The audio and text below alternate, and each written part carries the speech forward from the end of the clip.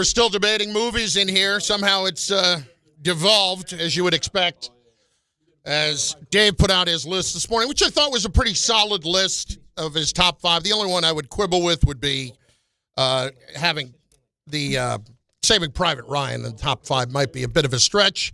Excellent movie. Don't know that that's a top 5 movie of all time, but, that's neither here nor there. That's his list. He does what he has to do. It's Bart Carlin on ESPN New York and on the ESPN New York app. What were you just talking about? Because this was a movie that you were talking about a few years ago that was a sports movie that came out. Did it ever come out? Well, yeah. It's amazing. I know, and I haven't seen story. It yet. Yes. I haven't seen it yet. I mean, to me, and people may agree, may disagree, but me watching the story of George Foreman's life is far more interesting than the Muhammad Ali story. I can understand that. I can definitely understand that. I am more interested in the lives, and this is not a knock against Ali. I'm more interested in the lives of him and Sonny Liston and Sugar Ray Robinson. No, Foreman and Joe Louis. Joe Louis. Just the idea that at one point he was in such a bad way, Ali was in such a bad way that he's running his mouth after a press conference or whatever it was, and then he ends up getting into the car with Joe Louis and asking for a loan. Yeah. Like stuff like that. Like the Joe Louis story is much more interesting. The Bryant's Bomber. Totally agree. So, but the movie that came out, the Clarissa Shields movie. Yeah. You've been talking about that for a long time. You talk about inspiring. Yeah. And it has to be. She's still alive. She's still the champion. Like, what she did for women's sports, fighting for equality. Like, people talk about what Venus and Serena did for, like, being able to get equal pay for what they were doing on the tennis court. Clarissa Shields did that for the stipends and stuff that Olympic players get. She's a 2-time Olympic champion, right? She used to run to practice from her house, and, like, they didn't train women where she was at, and they didn't want to train her. For her to become one of the most highly decorated women boxers of all time, undisputed in like 3 different weight classes. Like, it's amazing coming from Flint and all that was about. Yep. It's truly inspiring, especially if you have. I'm gonna have to check that out. Forget daughters. If you got any kid that's struggling and unsure about herself and how she grinded her way to the top, man. Like, I think that's a very underrated movie. It didn't get enough buzz for what it was. The fact that it was a true story, and the fact that the person that they made the story about is still actively the champion, the GWOAT, what she calls herself. Mm-hmm. It's crazy. I was on the plane the other day making a list of the things that I want to see, and I need to get that on the list. Because I remember you talking about that a long time ago. Yeah, it's that and the George Foreman story, man. There's things about George Foreman I never knew. And the fact that it's real, it's no way this story can be real. Dude come back winning the heavyweight championship at 45 after not fighting for 10 years. How everybody thought he was a joke and all that type of stuff, man, and they were laughing, and he, how he got saved. Like, how they depict how he got saved and thought he died or whatever on the table, I ain't going to tell the movie, and how he came back and lived his life and how he fought with joy and not anger like before is amazing. Like, we know, like, smiley face George Foreman. My dad was like, oh, George Foreman, a big crook. He's the meanest, angriest dude ever. You know what I mean? And, like, it truly was who he was at that time until he died. Yeah, we never saw George. I never saw the mean George Foreman, the thriller. Well, that's who he was early in his career. You and I never saw that. Yeah, right. We never saw the angry but then he person. became the pitch man. Right. We never saw the womanizer. We never saw like that guy. You know what I mean? Any of that, man. Like Angela Bassett plays his mother in the movie. Yeah. Anyway, I gotta put those on the list. It's Bart Carlin on ESPN New York and on the ESPN New York app. And, of course, you can watch the show on YouTube, which you should be doing every single day. Contribute to the show in the YouTube chat, where we will make sure to get your comments in. And as I said, we are just getting started on a full day today. Jason McCourty joins us as he does every week at 10:30. Joe Fortenbaugh will join us later at 11:45. We will have High Noon. We will have audio files. We will have it all. And as we're approaching the trade deadline, we've got some NBA to get to because this whole cat thing is really bothering me. We'll get to that some more. But I want to start with, first of all, just a couple of the things out of the last couple of days with the Jets and the Giants. First of all, the Carl Banks comments the other day, where he said, in essence, and I will pull up the quote just so I have it here, but nobody respects the level at which Dexter Lawrence is playing right now. And that's real. I mean, for Carl Banks to say something like that is – Carl's one of the smartest football people I've ever known. Yeah. And I have to feel like there was something behind Carl's, and not personal. Right. I think it was something behind Carl saying it because he's not the hot take guy. He's not that. Carl's initial comments, here they are. This was on his podcast on the Believe Network. Dexter Lawrence, nobody respects you anymore. Nobody. Your opponents do not. The pre-injury Dexter is not there in their heads. They don't respect you. There's a difference. You're on the field. They're blocking you with a 9-year backup center. You're not making a difference. The old Dexter would. There are a lot of things that go into your performance. Only you know what that is. Whether you're still recovering or not, I'm just telling you now, I'm looking at enough tape to know that your opponents don't respect you. Not like they used to. And here's the thing. When Darius Alexander gets in the game, when Roy Robinson gets in the game and they substitute for you. DJ Davidson, those guys are making plays against the same guys that are blocking you. I'm going to just say this. Again, I don't know the circumstances. It's time for you to start expecting more of yourself. I don't know if you're injured. I don't know if you've fully recovered. But it's time to start asking more of yourself because they don't respect you. When you hear that, first of all, we heard it the other day. I mean, those are harsh comments, but when you hear somebody like Carl Banks say that, what do you think? I mean, he basically said he's backing it up with tape. Yeah. So it's not like he's saying he's watching it. He's like, he doesn't recognize the Dexter Lawrence that he sees in front of him because he knows the pre-Dexter Lawrence, pre-injury, and what he looked like and how he affected the game and how opponents decided to have to try and deal with him. So, I mean, if he can back it up with tape, the tape, the eye in the sky don't lie. And only Dexter knows, and like you said, only Dexter knows if he's still hurt, if he still hasn't recovered, if, recovering from surgery that offseason can be tough. Just like Aaron Rodgers, right? Last year, was Aaron Rodgers really who he is today? Yesterday? No. Because he was still healing. That was the first. So this was the first time he had an offseason where he wasn't rehabbing, and we see a much better Aaron Rodgers than what we saw last year as far as his ability to be able to move, run, extend plays, et cetera, et cetera.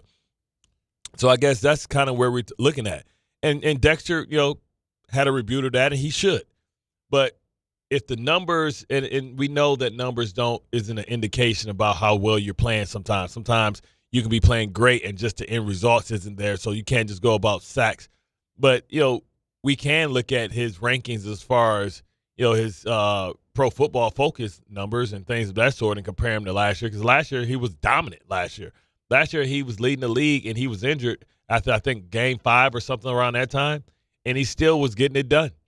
And, he was a load to deal with in the run game. He was double-teamed, triple-teamed, and he still was making the effect. So Dexter has to answer to that, but Carl isn't trying to come out and destroy him. I mean, it's clearly something that he's been watching for weeks, and he was in an arena where he can talk about it, and he talked about it. I didn't get caught off guard by it so much as I would say that I always feel like when somebody like Carl says it, it's very measured and there's something behind it. So when you hear it being harsh and you think it's going too far, okay, but this is not somebody who just says something to get a reaction. This is not a hot take artist by any stretch. Who knows? Maybe the feeling around there is like, man, Dexter ain't the same. And, he's hearing that, so he went to go look at the proof in the pudding. Well, I mean, I'm looking at Pro Football Focus right now, and his grade for the season is 14th among interior defensive linemen. Does that sound like the kind of number that somebody like him would put up? Last year, he probably was number 1.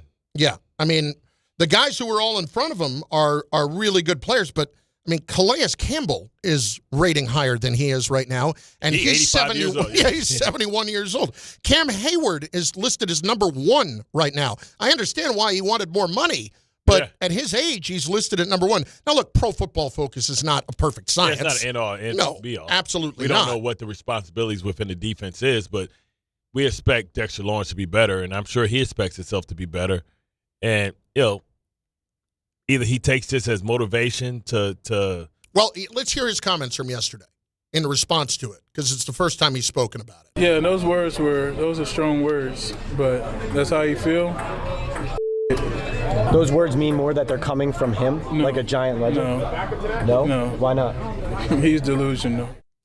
See, I think that's dismissive. I mean, Carl Banks was part of some of the greatest defenses. He's a borderline Hall of Famer. He's an all-time giant. He's still there. And you can't just, the delusional things, like I understand you may not agree with it, but maybe instead of getting upset, you should say, well, what am I missing? From my side, what am I missing that I don't see what he sees? Or because when you're playing, you're too close to it. You can't see it from a 20-foot view. Carl can. When you make comments like this, like Carl made, normally I'm going to side with the guy that you made them about, because those seem like extremely tough comments, and they almost feel personal. But when you go to Carl Banks and you understand who's saying it, what his resume is, and the amount of work that he puts into it, I don't think Carl Banks is out there, for the team trying to motivate a player. I think Carl Banks is just telling the truth with what he sees. And you know what? Good for you. I know it's hard to hear, and I think people will take it the wrong way. It's hard to hear nobody respects you, because when you think about respect, you're talking about as a person. Yeah, exactly. Carl is talking about the level at which you're playing right now. Other teams do not respect you like they used to. Yeah. You are not that same player. It's not respecting you as a person. Yeah, it used to be okay.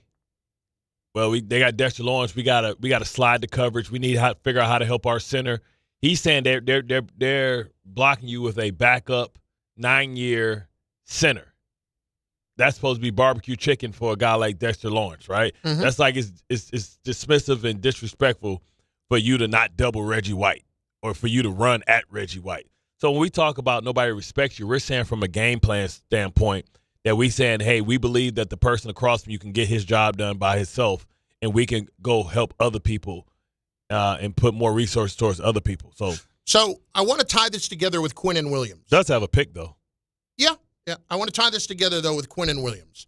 Jordan Schultz of the Schultz Report, an NFL insider, had this to say about the interest around Quinnen Williams as the trade deadline comes. Of course, Lawrence and Williams, the same kind of player. There are a number of teams who badly want and need interior defensive line help, and a name that's garnered a ton of interest, Quinnen Williams. Now, the Jets don't want to trade him, but they are willing to listen, considering there's so much interest in interior defensive line and so many young, aggressive GMs around the league. The idea of a team blowing away the Jets with an offer is at least feasible. So you have that. These are two guys who are both 27 years old. These are two guys who you would think would garner a lot of attention on the trade market. So when you hear that, and we have the deadline approaching here, these two teams are in different spots because the Giants seemingly have their quarterback of the future. The Jets do not yet. Would you believe in either one of these teams right now making the move to trade one of these two players and it actually being the right move at the moment? I mean, I can't think the last time that we've seen a interior lineman traded of this type of talent, right? Pro Bowl, All Pro, especially like when you hear age 20. When I hear age 27, that's like the prime. 28 to 32 is like the meat and potatoes of when the mind and the body kind of meets each other, and you know how to prepare, you know how to be a pro. I don't know if I could give Quinnen away for anything that's not like a first-round draft pick and a player. So here's the thing. That's where I am with the Jets right now. The Jets will tell us that this is now more of a process than it was earlier in the year. I've seen a lot of things written about the Jets the last few days. Mike Vaccaro wrote about this today, about the importance of the Jets needing to win games as opposed to going ahead and tanking. I thought it was exceptionally important for them to win this last game because you didn't want to go to a bye sitting on this because it's just a bad sense. It's a bad feeling, and it's a bad atmosphere. But when you look at what the future is for the Jets, you need to do everything you can to position yourself for the quarterback. And whether or not that's this year or next year for drafting that quarterback, trading somebody like Quinnen Williams right now, whether it nets you a first-round pick this season or maybe somebody else in a one beyond that, I want to start to put together the right pieces in place so that I can ensure I'm going to be able to go get that quarterback, whether I believe in one of the guys this year or if it's the following year. I can't believe that there's not going to be one or two or three guys that are going to come out and be franchise quarterbacks within the next 2 years. So that's my only thought process right now. He might be in his prime. But am I best served when he has a year and a half of control left, trading him now and actually getting that first-round pick to position myself better here for the next 2 years? He's a dominant player. He's a dominant player. But I don't know that his dominance truly helps me enough at the moment. At the beginning of the year, I'd say you're out of your mind because of what we want to be and what our identity is going to be. We're going to play really good defense. That hasn't happened. You're 1-7. The approach has to change. And if you're Darren Muji and you're Aaron Glenn, okay, what's wrong? Let's fix it. Yeah, I might be trading away a strength, but is it a strength that I can afford to have eating up some of my cap number now, and I can actually get something good back in return for? I'm making you think. I love this. Yeah, I love this. I'm making them think. Because what I'm thinking is you're gonna be searching far and wide in the draft to try and find somebody to replace him. And it'd be different. It'd be different if this was like a Fletcher Cox, Jordan Davis / Jalen Carter thing. Mm-hmm. Like if you already had his replacement in-house, a guy that can get it done and be effective. Now, do you move Briggs over to that spot and start Briggs, who's a young player as well? Or what's the compensation? Because you're saying if the team that you're trading with is trading because they think that he is somebody that can help us win, if that's the case, then that pick may be low. Could be a low first-round draft pick. Well, but I'm also talking about just having it that I can trade it, too, if I need to move up later to go get the guy that I need to get. I have another asset toward that. Yeah. See, here my whole thing is we've spent the last 2 weeks talking about we can have whatever we want. If we don't have the quarterback, it doesn't matter. But I told you what the trade was. If you didn't let him go for Michael Parsons and then now you turn around and trade him, like you talk about dumb dummy. But I was in a different time then. It was a different time. Bro, I don't care. Like you could have Michael Parsons at 25 and a dominant player. But here's where I'll fight back against that. I know it's crazy. I'm going to fight back against that for a minute. I could have had Micah Parsons. I'd be giving up Quinnen plus a pick, presumably, and then I got to pay him. It wasn't going to be Quinnen straight up. And then I got to pay Parsons the amount of money that I do. My point here on Quinnen is I've paid him already. Yes, that's my point. Yeah, I've paid him already, so I can move on and now have that extra room to work with when I'm trying to position myself to get the quarterback here. No. Like if my premise is I don't have the use enough for Quinnen to help me win right now, how much different would this situation have been for the Jets this season if they had gotten Parsons as opposed to Quinnen? What would the Jets be, 2-6? They'd have won 2 more games at least. 2 more? He'd have wrecked some games. He would have wrecked some games, and Will McDonald, like that pass rush would have been right. he would have wrecked. Come on, man, he would have wrecked some games. Like that. That's the whole deal. And you say, well, you would have had to pay him. Well, it's not like Quinnen Williams is cheap.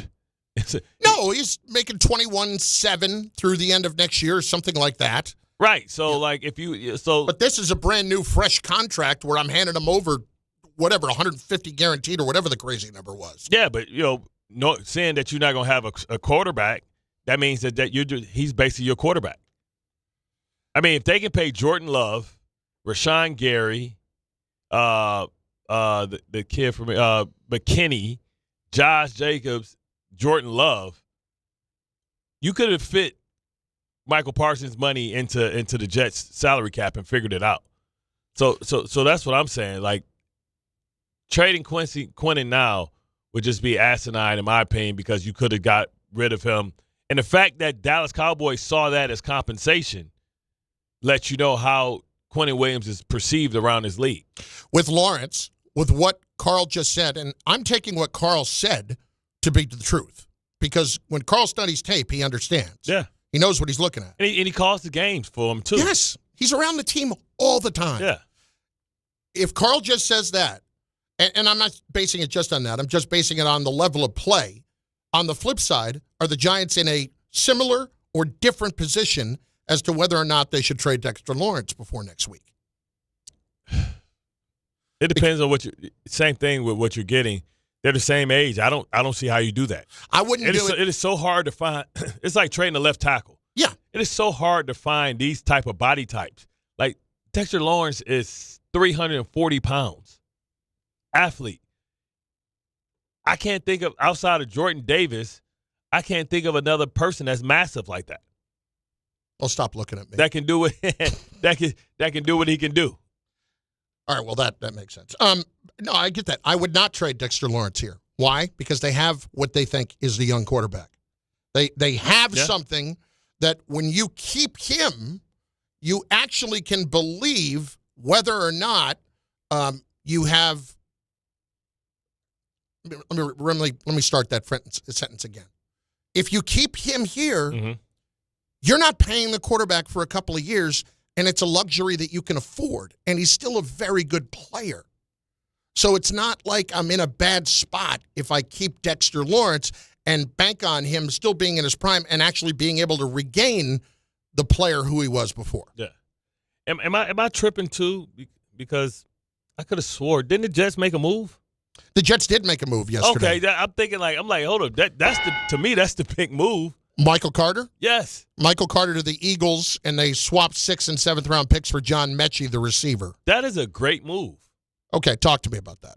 I mean, Michael Carter serves a purpose, right, for the Philadelphia Eagles. He's a young player, reasonable contract. He had a really good contract, but the Jets were able to dump that money, get a higher pick in the 6th round that they can use for later. They swapped 7th, and they get a receiver, some type of receiver. Mm-hmm. Now, we don't know what John Mechie is and what he's been. This is the guy that was at Houston, I believe.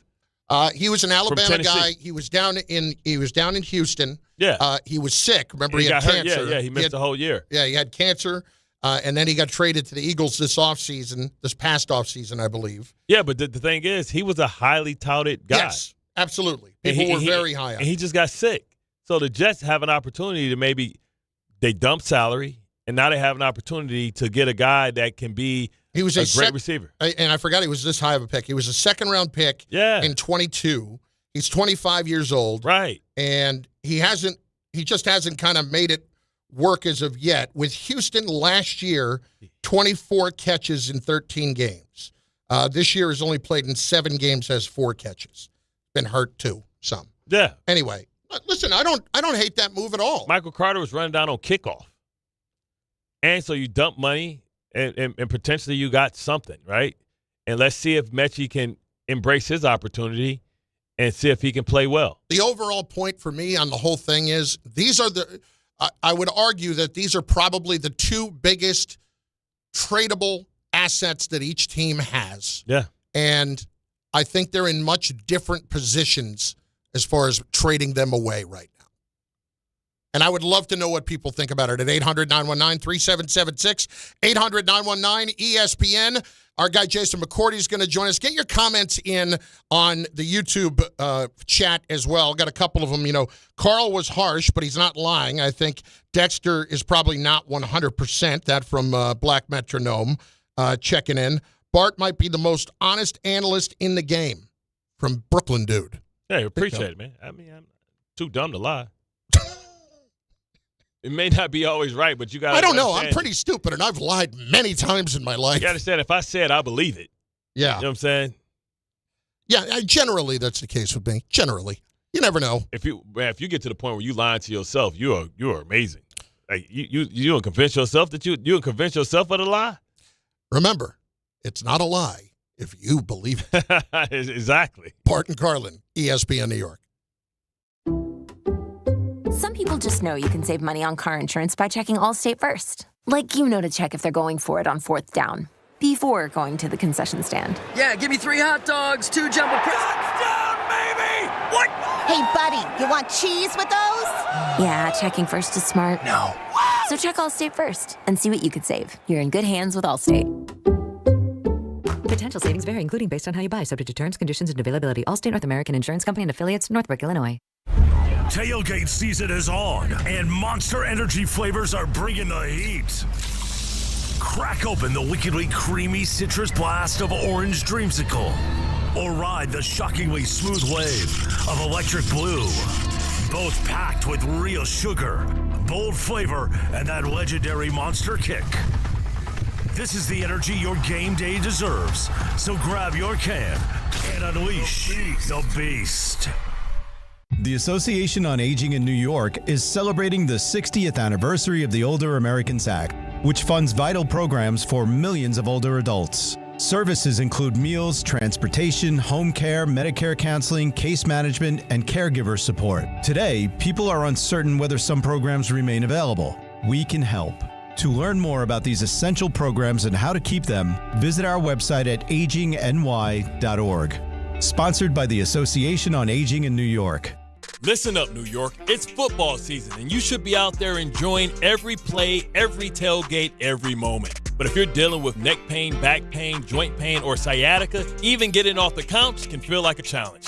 That's where Dr. J. Shaw at Sandwell Pain comes in. He's one of New Jersey's top pain specialists, Ivy League trained, double board certified, and dedicated to getting you back in the game. Here's the difference. No surgery, no scars, no long recovery, no pain medication. Just precise, non-surgical, image-guided procedures that get real results. Dr. Shaw treats everything from neck pain, back pain, migraines, nerve pain, and chronic joint pain. And he builds a custom game plan that's right for you. Same day or next day appointments are available with offices in Woodbridge, Livingston, and Inglewood. And yes, most major insurances are accepted. So don't let pain keep you on the sidelines this season. Go to SandwellPain.com to call, text, or book online. Relief is closer than you think, and it starts today. Ballybet Sportsbook. Yo, Ballybet stacked for football season. When it comes to sportsbook apps, it's undefeated. Ballybet. Check out that brand new parlay zone. Here's the kickoff. Build your bets and place them right on your phone. What? Live bets, daily boosts, and promos. Increase your odds so you can win more dough. Touchdown! Ballybet's the play. Make game day more fun and download it today. Must be 21 plus, New York only. Gambling problem? Call 1-877-8-HOPE-NY. Ballybet Sportsbook and Casino. Download it. Fight fans, Bud Light and ESPN New York are sending you to UFC at Madison Square Garden. Tap the Bud Light tile on the ESPN New York app and enter for your chance to win a pair of tickets in the ESPN suite. Catching the action alongside me, Peter Rosenberg. Through November 7th, listen and enter through the Bud Light tile to score your shot at the ultimate fight night. Bud Light is the official beer of UFC, so make your move now on the ESPN New York app. Must be 21 and over. No purchase necessary. Void where prohibited. Rules on the ESPN New York app. Please enjoy Bud Light responsibly. There are a lot of reasons why people buy at Ramsey Mazda. It's their selection, it's their customer service, and it's their savings. Get 1.9% financing on a new Mazda 2025 CX-50 or lease for $219 for 36 months. Start shopping now at RamseyMazda.com. Choose wisely. Choose Ramsey Mazda. Call 833-853-2970 for lease details. VIN SN 390557. MSRP $32,455. Zero security deposit. APR $17.48 per $1,000 financed. Ends 10/31/25. Major mess now. Route 80 in New Jersey, eastbound. All lanes are stopped at the moment. East of exit 48. Looks like a serious crash up ahead. And you've got several tow vehicles and emergency crews on the scene. Stay with Route 46 there, eastbound side at exit 47. Again, you're stuck east of Montville in no man's land on eastbound 80. Gowanus is backed up both ways at Industry City. There's an outbound problem by Fort Hamilton Parkway. That's coming out toward the Verrazano Bridge. A mess going inbound from the Verrazano up to the Brooklyn Bridge with a crash over by the Battery Tunnel. Southbound Harlem River FDR Drive, a mess from the 130s all the way down to the 60s. George Washington Bridge, a 1-hour delay in from New Jersey. Better at the Lincoln or Holland tunnels. I'm Bob Williams on 880 ESPN New York. If you love to travel, Capital One has a rewards credit card that's perfect for you. With the Capital One Venture X card, you earn unlimited double miles on everything you buy. Plus, you get premium benefits at a collection of luxury hotels when you book on Capital One Travel. And with Venture X, you get access to over 1,000 airport lounges worldwide. Open up a world of travel possibilities with the Capital One Venture X card. What's in your wallet? Terms apply. Lounge access is subject to change. See CapitalOne.com for details.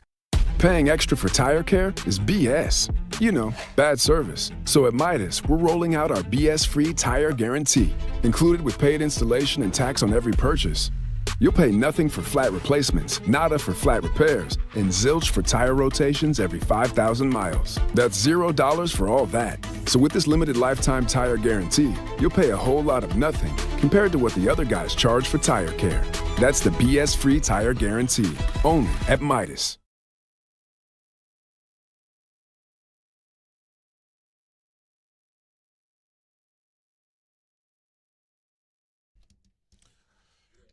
Bart Carlin, ESPN New York, and on the ESPN New York app, also on YouTube. He joins us each and every week at this time. He is ESPN NFL analyst Jason McCourty, also CBS as well. I tell you what, hey, last week, Jason and Andrew Catalan did me a huge solid. My niece is a junior at Indiana University, came to the game. They had her in the TV booth and in the TV truck for a lot of the time there. And that's just, you know what it is? It's just classy. It's classy. And when I think of class, I think of McCourty. That's what I think of.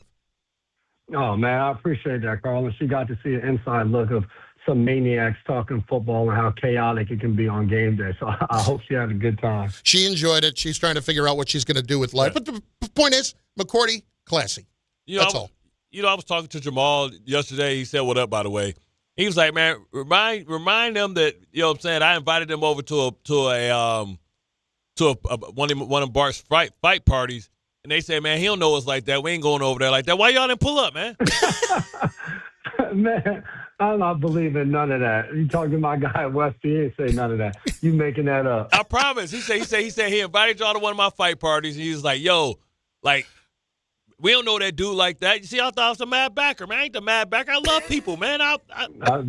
That is true. Any clip of you, man, you always seem angry. So you don't really know if you want to just pull up to that man's house. Well, Jason, let's start here. We're talking about these teams here in New York as you're approaching the trade deadline next week. And you have two players at the same position in Quinnen Williams and Dexter Lawrence who are dominant players. Let's start on the Quinnen Williams side. The Jets have gotten their win. What is more important for the Jets the rest of this season? Is it to continue to win games, to continue to establish the winning culture, or is it to position yourself best for the future, thus you kind of consider all options on the table? I think you attempt to do both. I think the last part you said with all options on the table, they just traded Michael Carter. If there's a trade that makes sense that's going to make your team better in the future, then you do that. With a guy like Quinnen Williams, you have to decide, is it more important to have a dominant interior defender for now and for the future, or is it worth giving up Quinnen Williams for a first-round draft pick and hoping that that guy becomes a Quinnen Williams? Because to me, when it comes to winning games and building culture, that always has to be paramount. I've been a part of organizations where you're in a season and you're saying, you know what, we're going to lose this year. We know that, but we're doing it to build for the years to come. And you start to build a losing culture, and you look up and you get better players on your team, but you have bad veterans on your team too. So you're bringing in these young guys to a culture and an environment that is not conducive to winning football games, and you look up and you have players on your team that they leave eventually and they become superstars in other programs and other organizations because it's built to win, and you bring them into a culture that's going to help kind of manufacture and help them grow and cultivate into the players that they have the potential to become. Now, also, for me, with the trading Quinnen Williams, you had an opportunity to trade Quinnen Williams for Michael Parsons. To not make that trade and then to come back and trade him for $100,000 for a first-round draft pick, to me would be asinine. Somebody would deserve to get fired for that, because if you're going to trade somebody 8 weeks, 2 months later, then when you could have traded him for a generational talent that's a younger player that you would have had more time to build around, would be crazy as hell. I don't know how anyone can disagree with that statement that you just said. A chance to get Mike, like, you're not making a trade at this point. And that's the thing, when you're doing it for draft picks and it looks good on paper, like, wow, next year in the draft in April, they have 4 first-round draft picks. You still don't know what those draft picks are going to equal out to. So to your point, if you could we're watching it in Green Bay, the Micah Parsons impact and how he has helped everybody there. So to me, at this point, no, you don't trade Quinnen Williams. You try to win football games and build this team so that when you get better players in the years to come, there's a culture there that people believe in Aaron Glenn and they believe in everybody that's in place. Jason McCourty is with us, ESPN NFL analyst. You've heard the Carl Banks comments that he made about Dexter Lawrence? Yeah. All right, so let's talk about that for a second. He couldn't even contain himself. Yeah, I mean, and so Dexter Lawrence kind of responds. When you're a player and somebody makes comments about your play, and it's somebody like that, and you hear harsh words like that, how do you balance, like, where it's coming from versus what's being said? For me, I can give a damn where it's coming from, and I'm saying that with the perspective of being in Dexter Lawrence's shoes and now being in Carl Banks' shoes. As a player, I don't care what Jason McCourty or his damn twin brother said or any other analyst that used to play the game, because you have to focus on what your job is at hand. When a guy crosses over to the media, you're just a member of the media to me. So if I'm Dexter Lawrence, I don't care about how many Super Bowls, how many games, how many whatever Carl Banks has accomplished. And I say that with all due respect because he knows what he's talking about. He played the game. But when you're in that locker room, you don't care what's being said outside of the locker room. When you start to really care about who's saying what, then the issues are way bigger than what the play on the field is. For Dexter Lawrence, it's about what is Shane Bowen in their meetings saying to him? What is the expectation? Do they feel like he's not playing up to his potential and what the expectation is for him this season? He's being double-teamed. He's always been double-teamed. So I think you got to look in the mirror if you're Dexter Lawrence, and you have to really evaluate what your play is amongst that defensive line and as a leader on that football team. But the whole, like, because this Hall of Fame or this former player said this, like, when you're playing, like, I don't care. And it's our job, Carl Banks and myself and Bart and guys that you play the game. It's your job to give your analysis and give your opinion about what you're seeing on the field. But doesn't it sting a little bit more the fact that it's different from, like, national media saying something, but Carl still works for the team, so he watches every game. Like, sometimes it's hard to take criticism from people that may watch your worst plays but don't see you from or don't even know the context of the game and the play, and it was this quarter when this play happened and this had just happened and you had just got dinged up. Carl kind of actually has more insight because he's local and he watches every play because he does, I believe, the pre and post as well. He calls the play-by-play. So he's seen every single play. And what he was saying is that he's watching players that we don't think is as talented as Dexter Lawrence getting more respect from the opponents and making plays against the same people that Dexter isn't making plays. Now, I know, listen, it could have been a passing situation and the guy came in and it was a clear situation where, you know, Dexter could have been playing on first down and it's pass or run. So it's nuance to it, but it should be taken a little bit more internally from Dexter because it's coming from somebody that's so close to the situation and you know that he watches every play. Yeah, I look at that as twofold because I think to what you just described, absolutely, as someone that is probably in the building, he's around it all the time from training camp all in. But I think that also adds to the fact that it's more personal. And I feel like national media, you come in and you may just turn the film on and you could have watched Dexter Lawrence and you might have been covering, you've had multiple games and calling games of the New York Giants. So you've been watching Dexter Lawrence throughout the course of the season. And you may say, hey, I'm looking at Dex and there's moments where he looks as dominant and there's moments where he seems like he disappears a little bit opposed to the opponent doesn't respect him. I think those type of comments, and to your point, the sting, I feel like Carl Banks, and when you're closer to the situation, your commentary may sting a little bit more because it's coming from a place where it's a little bit more personal to me. So your words and the adjectives that you choose to use or how you choose to describe the situation, you say it in a different way that probably stings a little bit more to the player. And I think, too, for the players, the only way it stings more is because you may look at this person and you see them all the time and you're continually having conversations and you may take it more personal. Because you may feel as though, well, damn, I just saw this person last week. Why didn't say that to me when we were having a conversation about the season or something like that? I think that's where it comes into play when it's the local guys opposed to somebody that's on the outside. Like, well, I have no touch point with them, so it really doesn't matter. A couple more for you, Jason. Jason McCourty, ESPN NFL analyst. Also, which game do you have this week on CBS? I'm in New England, Falcons and Patriots. Okay. You get to see one of the best stories in the league. Let's ask you about that. The Patriots, the fact that they are back to where they are this quickly, that May is playing at this level. Just how do you evaluate it? Is it surprising that they find themselves back at 6-2 already?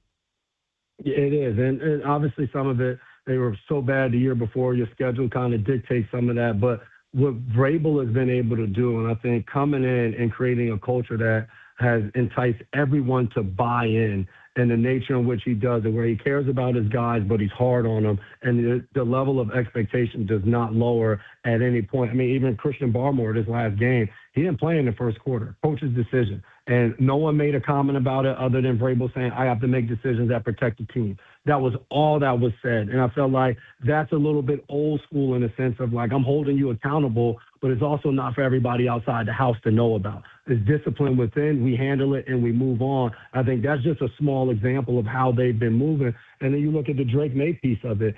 You get a new offensive coordinator in Josh McDaniels. You spend money in free agency to bring in guys like Stephon Diggs, like Mac Hollins on the offensive side of the ball, leader type of players. You drafted Travion Henderson. So you're seeing not only Drake May get better, but his supporting cast has gotten a lot better, which has allowed him not only to play better, but his leadership has developed within that team and within that huddle. So, I mean, they're humming and they're rolling on all cylinders, and the defense has played a lot better over the last 5 weeks in their winning streak. So they're a team that, I mean, you went in and you're like, could they make the playoffs? Now you're starting to talk about them, but the way their schedule is going to finish up, that they potentially can push the Buffalo Bills to win the AFC East and be at the top of the AFC in general.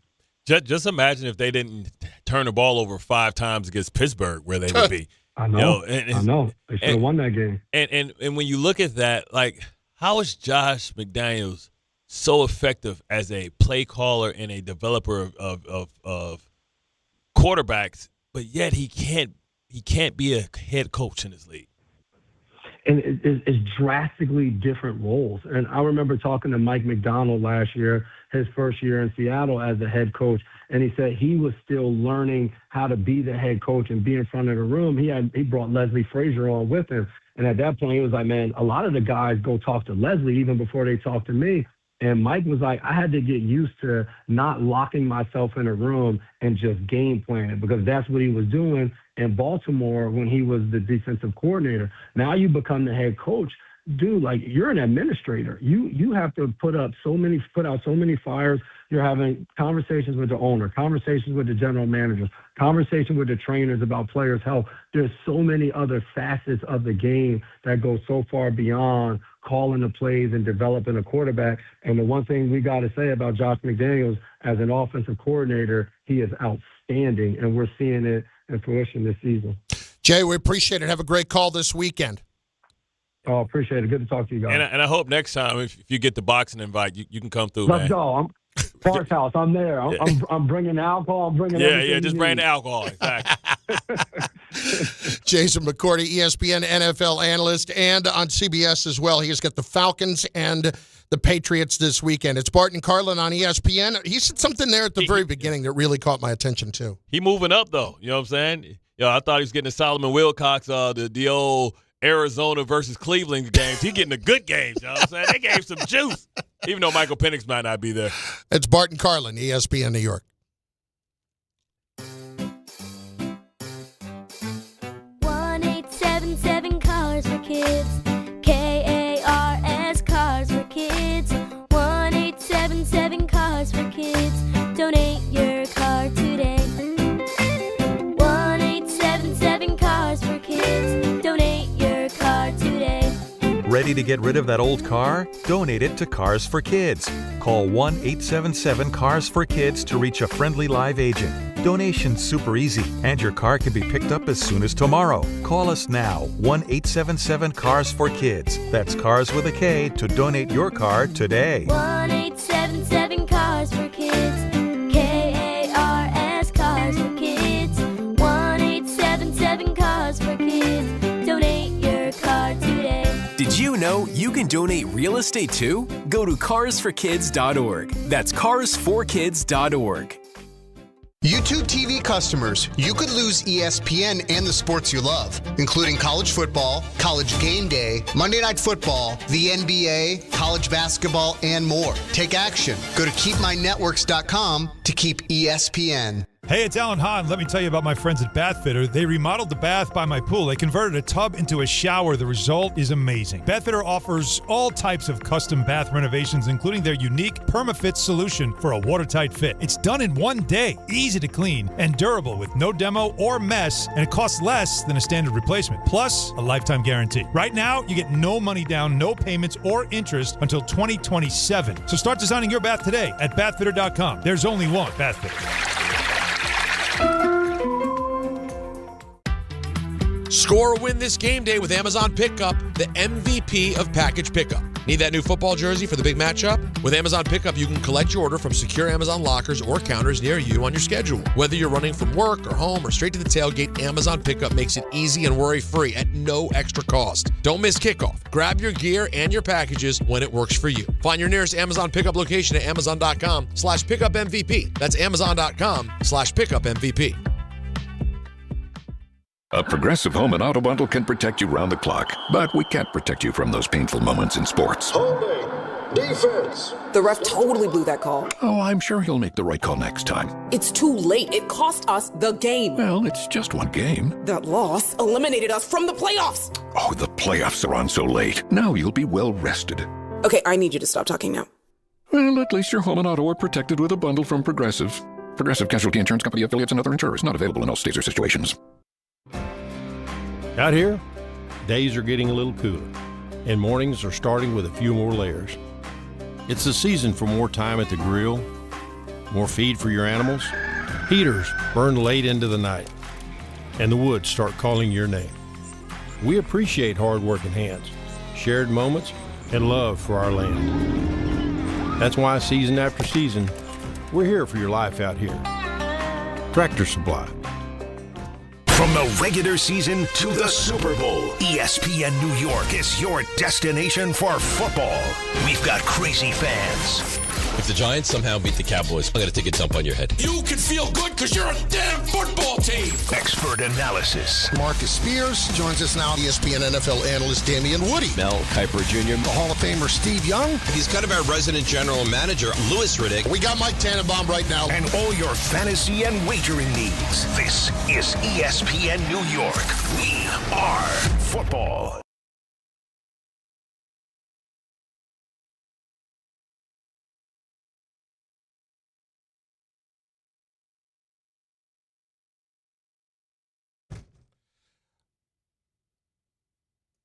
Bart Carlin, ESPN New York, and on the ESPN New York app. Listen, do not forget, if you're a YouTube TV customer, you need to be paying attention because I am one, and apparently we can lose ESPN and the sports that we love, including college football, college game day, Monday Night Football, NBA, college basketball, and more. A little dispute going on here. Take action. Go to keepmynetworks.com to keep ESPN. I'll tell you what. I'm just, and I get it. I work for them. But at the same time, I've got YouTube TV, and I'm paying for it. And I got it. I got YouTube TV because you went and you got the NFL package. That's why I went and did it. So if they can't cut a deal with ESPN, big fella's out. Adios, compadres. You going to Tubi? If I have to. Tubi have ESPN? Then we're good. They might. Then we're good. Kind of, sort of. You make it sound like Tubi might have it like every Monday, Wednesday, and Friday. They got like ESPN University. Telemundo. Like, hold on, where's the main one? Where's the 570? Like, nah, we ain't got that one. It's Bart and Carlin on ESPN New York. Also on YouTube, make sure you go over there and leave your comments as well. There are a couple checking in that I wanted to get to. Javi from Queens. Jets need to lose the rest of their games and get what they can from guys that won't be with them moving forward. So Jason said something in there that I thought was really, really interesting at the beginning that I want to talk about. Whether or not you should try to position yourself best for the future or how important it is to win games right now if you're the Jets, if you're Darren Muji, if you're Aaron Glenn. And something I hadn't really considered. When you go into tank mode, the guys who are younger guys on your team, who grow into veterans, who are around losing a lot early in their career, you are building bad veterans. And that eventually does not help when you are trying to really win and instill that culture. So while you can go get that great talent, those guys who have been around and who are losing, you now all of a sudden not just have to build the culture around the rookies and the younger players, but also around some bad veterans, and that might mean, well, we got some purging to do here too, and you don't want to move on from that. Like, that's not something, it's an obvious thing that I probably should have considered, but I really didn't. Yeah, and that's usually what happens too. You know, and that's why a lot of times when new coaches come in, they pay the players that they deem that are veterans that's going to understand, like Garrett Wilson, like Sauce. You pay those guys and say, hey, we're going to figure it out. You're young enough that you can be around. But that's why Quinnen is such a interesting case study, because he's been here for the losing basically under two regimes. Yeah. I know Garrett and Sauce has too, but they've only been around it for 3 years, where Quinnen, this is year 7 for him. Quinnen was drafted by McCagnon. That's 2 GMs ago. 3 GMs ago. Right. So you talk about that's 7 seasons opposed to 3 or 4. So is he just mentally fried where like the losing is taking it out of him? Or is he going to be a guy that's stayed around like those guys that were underneath Harbaugh or the guys that were underneath Shanahan that stay around like the Fred Warners of the world, like guys that come in as young, they develop, and you build a culture, and as they get better, the team gets better.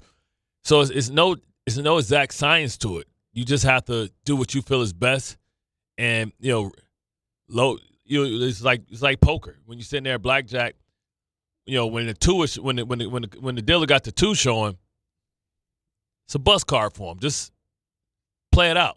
Mm-hmm. No need to be splitting tens and all that stuff. Let's just get the dub. Yep.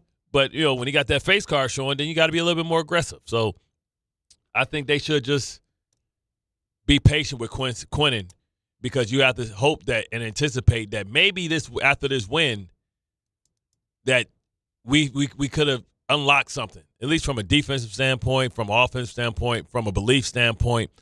And I would be interested to see. I wish the trade deadline was like a week after.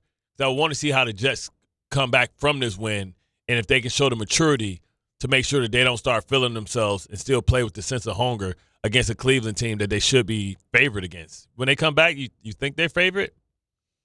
It's going to be tough. It's going to be very the Cleveland defense, but they don't have a quarterback either. I don't think so. Dylan Gabriel? Yeah, but because of the Cleveland defense, I don't think so. It's going to be tight, but I don't think so. Bart and Carlin, ESPN New York, and on the ESPN New York app, it is hunting season on One Nick. We'll explain next on ESPN New York. Finding great candidates to hire can be like, well, trying to find a needle in a haystack. Sure, you can post your job to some job board, but then all you can do is hope the right person comes along, which is why you should try ZipRecruiter for free at ZipRecruiter.com/ESPN.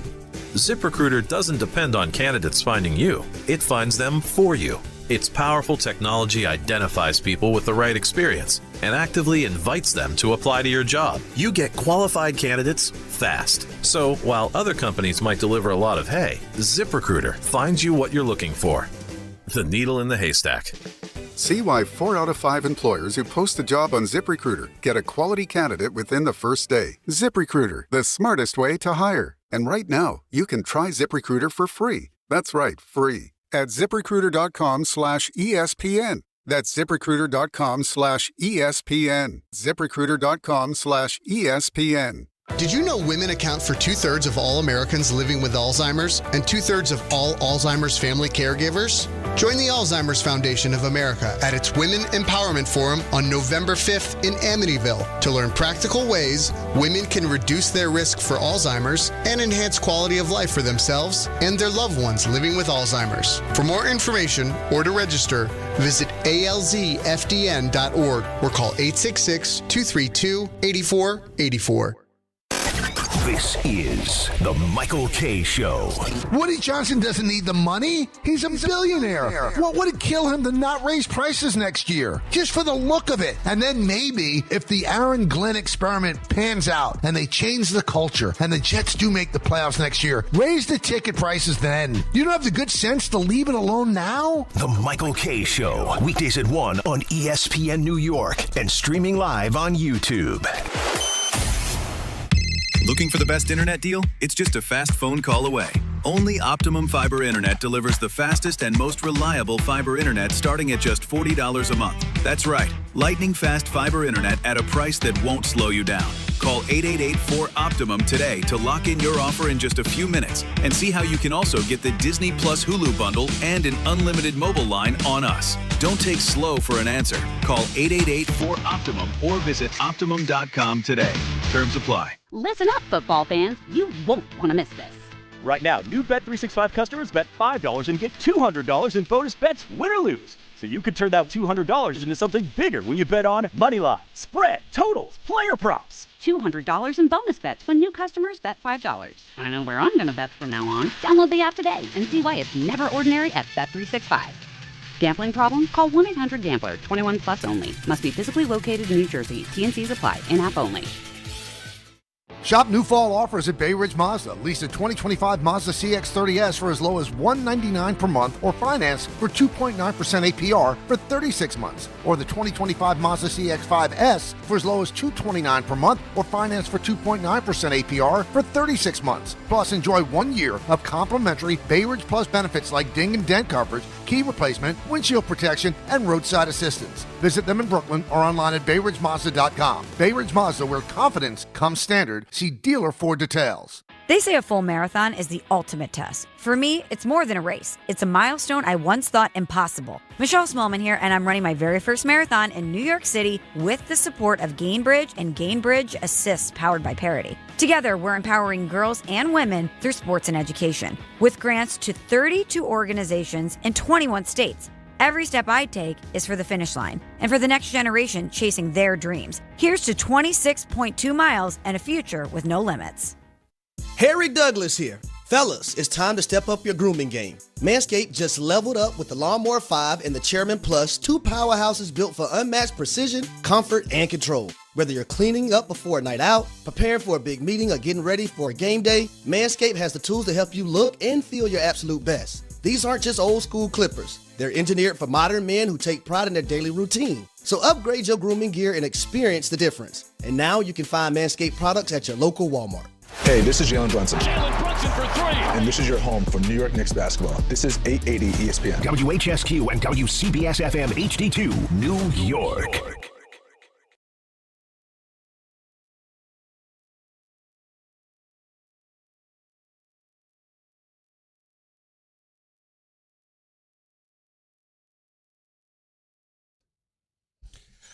It's pretty clear to me that if the Knicks are not going to get to the finals this year, the cat issue is going to be a big problem all season long. It's Bart Carlin, ESPN New York, and on the ESPN New York app. Well, first of all, and this is so early in the season that we're talking about all this. First of all, you hear from Mike Brown the other night talking about Cat and what he needs to work on to be better fitted into the offense. I promise you, if we do the things that we're talking about offensively in terms of our staples, Cat's going to be more than fine. He's going to be more than fine. But whatever comes his way that night, whatever comes Jalen's way that night, whatever comes OG's way that night, they just got to embrace it. But we got to play with a little bit of pace, all of us individually. And I've talked to Cat about it. One of the things that is hard, or it's hard on us or him as an individual, is if you don't play with pace in certain areas, then you're going to get denied, pushed out, and now you're catching way out on the floor. Cat's got to figure out how to play with a little bit of pace. And he doesn't have to be Ariel or Mitch or anything like that. A little bit of pace within what we do, so now he can catch and he can make quick decisions with the basketball. Get your ass up and down the floor is what the coach is saying. How many times did you hear the word pace? Yeah. That was at least 5 or 6 times. Yep. And this was a guy that at time pace was the problem last year. Not getting back on defense, jogging down, like get a layup and his guy goes down and gets a 3-point shot or an opportunity to score because he's slow getting off the ground and running back. I'm aware of the irony of me saying this, but Cat's got to be in better shape. I mean, what are we doing here? I mean, you cannot sulk through the offseason about the fact that they're talking about potentially trading you for Giannis, a top 4 player in the league. Oh, he plays with pace. He gets up and down the floor. He's in great shape. They wouldn't have a problem fitting him in here. And so you're upset about that. Okay, that's fine. But a lot of people who are great competitors, when they're upset about something, it drives them even further. And there are sometimes I can understand where you kind of get driven down a little bit, but you also have to be able to respond. Here is Perk on the NBA Today going after Cat. Karl-Anthony Towns. Hey, man, when is it going to stop? I'm expecting better from you at this time right now. Like, what I'm seeing right now, you got a coaching change, right? Obviously, you didn't want Tibbs because you didn't want Tibbs in Minnesota. So they bring in Mike Brown. You're still picking up those dumb, silly fouls. Mike Brown said it, that he's been talking to you about this, something that you should be trying to work to get better at. Those fouls come from a lack of effort and not wanting to move those puppies. I thought you could have came into the season in better shape, but you didn't. You know what I mean? That's a problem. We're talking about with the East being wide open, the Knicks, they added to their bench. They're pretty much everyone's favorite to represent the Eastern Conference. Should be. He has to be better. This is the thing. It's not people going out of their way to disrespect him. Yeah. It's people going out of their way talking about how good of a player he is and why so much more should be expected of him. Why he needs to raise his game to the next level. And the way to do that is to be in better shape. Because if there's any disrespect going on here whatsoever, it is Cat to the rest of his teammates and to the game by not being in shape. Yeah, at this point, this is year 11. So when are you going to get it?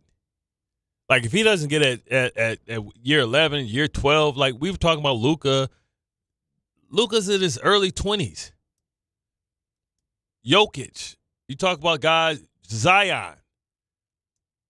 We have to add Cat to that list, and when is he going to take it seriously? Like, I mean, Zion, if Zion can get in shape, anybody can get in shape. Because he built like Booger McFarland. You know what I'm saying? Like, he built like big. So I just don't know, like, if it registers to Cat that you can't, nobody likes to see self-pity, right? You're a professional. What can take you to the next level ain't being the best shooting big man. And the fact that he says he doesn't have to be like Mitchell Robinson, why not? You're a better athlete. You're more talented. Why shouldn't you be held to at least a Mitchell Robinson standard? Well, here's what's very clear to me about Cat. You look at the majority of his career, it is leaning on the talent. It is just leaning on the talent. And the work ethic does not look like it's there when you're not in the shape that you need to be. And if you're not going to want to play for Tibbs because he drives you too hard, how do you think it went when he found out that Mike Brown, who wants to get up and down the floor, was going to be his coach? How do you think he felt about that? That couldn't have been a great day. So at what point do we stop sulking about this? And he says all the right things publicly, but his actions show another thing. You know how many things I've been told in my life?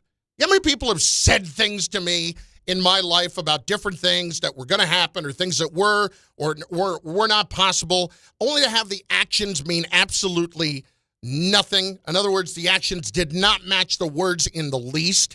Cat's actions are not remotely matching his words.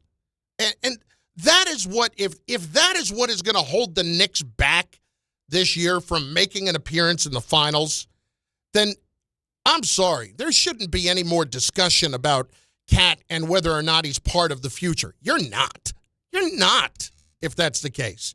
If you don't want to get ready and have the pride to get ready, come on. I always hated those guys. It was like, oh, I'm going to get in shape during the season. Like, I'm going to play myself into shape.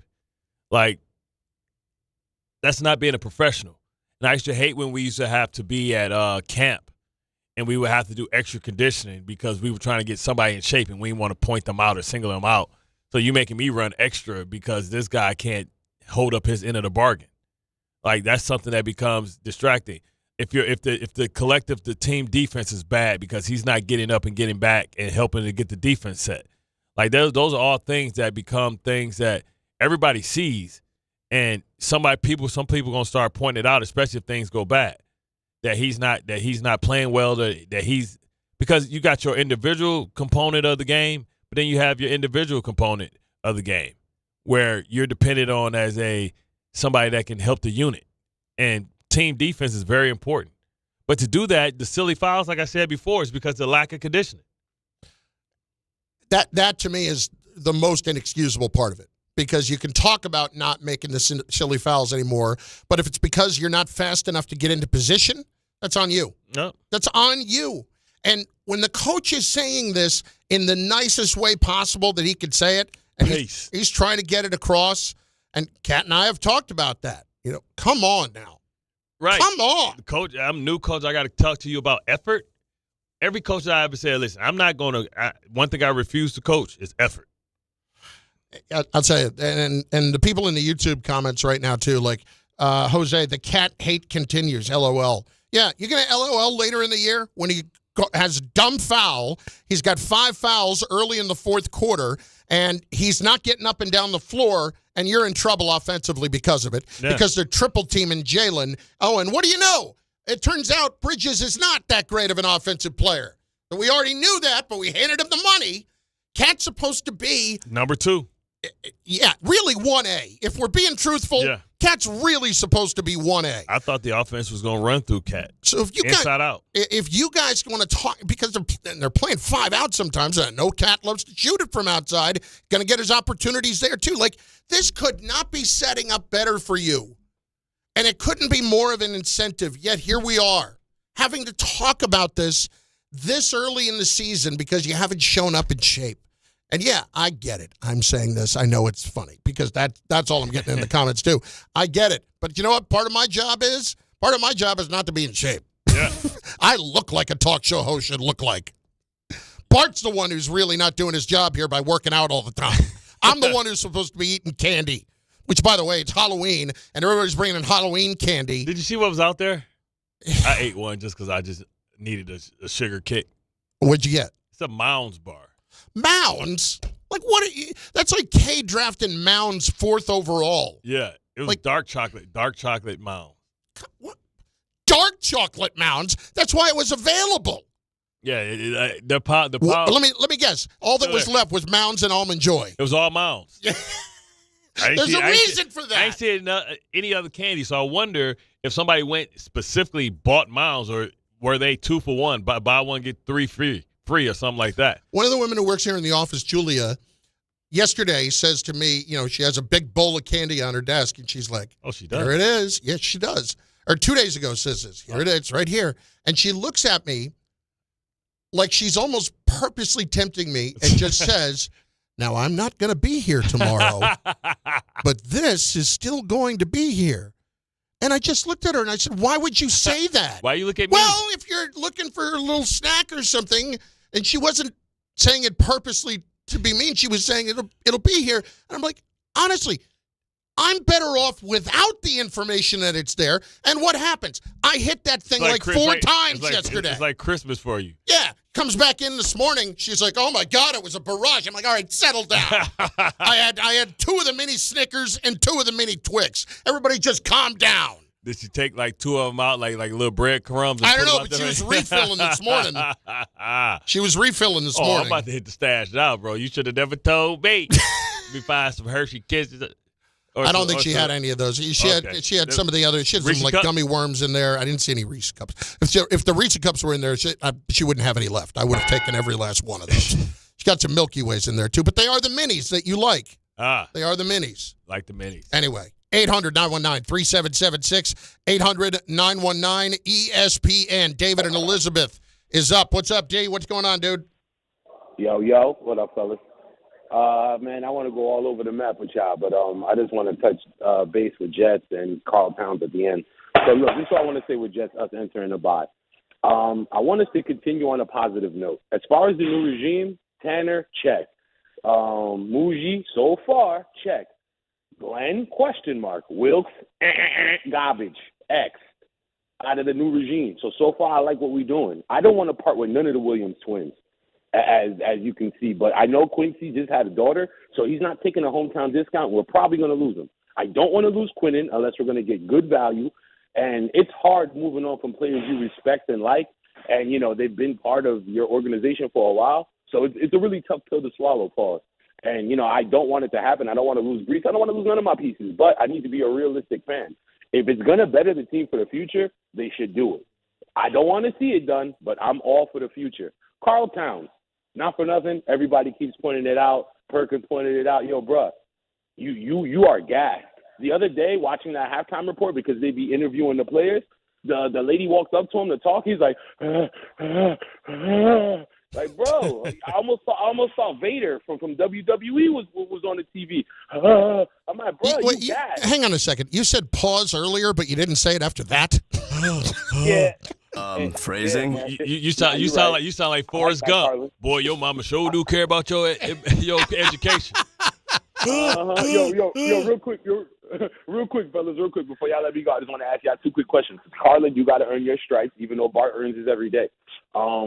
With the Towns thing, like I was saying, like, Bart, when you're getting paid that kind of money, life-changing money, no disrespect, and we're not watching pockets, I'm sorry, bro. I'm going to put everything, every blood, sweat, tear, ounce, whatever I got to do to be fit to do my job. Like, bro, people don't make that kind of money.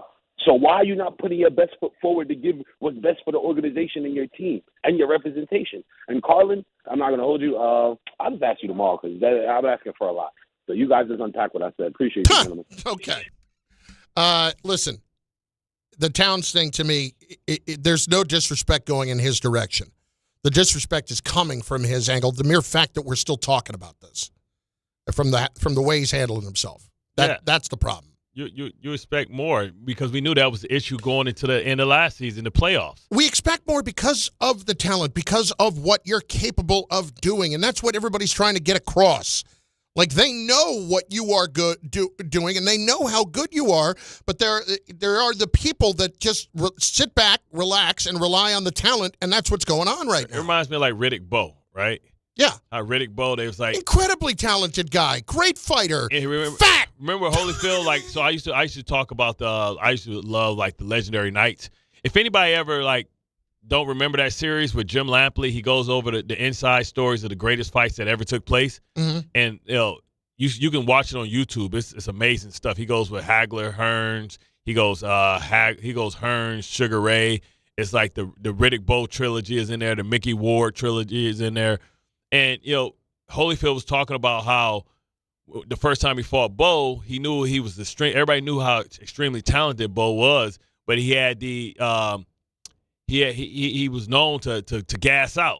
So, like, Holyfield thought he could just, wait it out and take him to deep waters and it'd be safe. He's like, but the first time they fought, like, he didn't gas out. He's like, why he ain't gassing out? Because he was in the best shape of his life. And we saw that also with Buster Douglas when he fought Tyson. Yep. And then when he fought Holyfield, he just took it. He $25 million, he just took a dive. He looked like James the Grim Reaper Roper taking his robe off in the Great White Hype. Yeah, man. I remember so vividly watching the Douglas fight against Holyfield. It was just so clear. Oh my God. Yeah, this is not going to last. Yeah, he retired. And so, like, that's how it is. Like, we've had these extremely talented players. And, some can say to a certain extent Shaq late in his career, because you heard Kobe like, got to get in shape, his fit, big fat butt and stuff like that. Orlando Shaq was a totally different animal, an early Lakers Shaq. But I forgot that was Charles Barkley or that was either Kobe that was saying that they would have been more dominant if he would have took his conditioning seriously. Yeah. I think it was Kobe. And sometimes it's frustrating when you see guys like Zion, when you see guys like Luka that refuses to like do the extra things to go from good to great. But even Luka this offseason. That's what I'm saying. Yeah. Because Luka went to L.A. and he figured out what it was like and what a premier athlete looks like. It's almost like the story when you hear Anthony Edwards say when he worked out for the Golden State Warriors, they was like, are you sure that's as hard as you can go? He's like, Steph and Clay, they go way harder than that. He was like, he had to call his trainer and say, we got to do something different. We thought we was in shape. We ain't in the right shape that we supposed to be in. It's a difference between greatness shape and just good shape. Because what happens is you get to these situations late in games and they come down ultimately to moments. And are you going to have what it takes to be able to give the extra effort when the opponent can't? And that's what's frustrating about Cat, because he's one of these guys that can't get in shape. Remember Rick Mahorn, right? Yep. And the Tap Tap documentary. And he talked about how they got him in shape, and they had to get him in the right shape so that you can be an elite athlete, because the talent is God-given, but the shape and conditioning is earned. Let's hear a little something from Samuel, and then we'll continue at 800-919-3776 on Cat and on the effort. And some of you want to chime in on this, do it right now at 800-919-3776. Lines are open for it. Also on the YouTube chat on the ESPN New York YouTube page. Friends, it's football season, the best time of the year. And you should be out there tailgating and cheering on your team and enjoying every Sunday. But if you're dealing with neck pain, back pain, sciatica, or nerve pain, even getting off the couch can feel like a challenge. You don't have to live like that. There's help, and Dr. Jay Shaw at Sandwell Pain, Jersey's top pain specialist, can help you out. He's an Ivy League trained, double board certified, and he's dedicated to helping you get back in the game. Here's what makes the difference. No surgery, no scars, no long recovery, no medication, just precise, non-surgical image-guided procedures that delivers real results. Dr. Shaw treats neck pain, back pain, joint pain, migraines, nerve pain, and sciatica. With a plan that is customized for you, same-day and next-day appointments are available. And with offices in Woodbridge, Livingston, and Inglewood, relief is always close. So don't let pain keep you down on the sidelines this season. Visit SandwellPain.com to call, text, or book online. Most major insurances are accepted. That's SandwellPain.com. Relief is closer than you think, and it starts today. Jeremy Picks chiming in on the YouTube chat. Once Cat starts scoring, that will mean Bridges will tail off and you clowns will cry about him. No, not what we're talking about.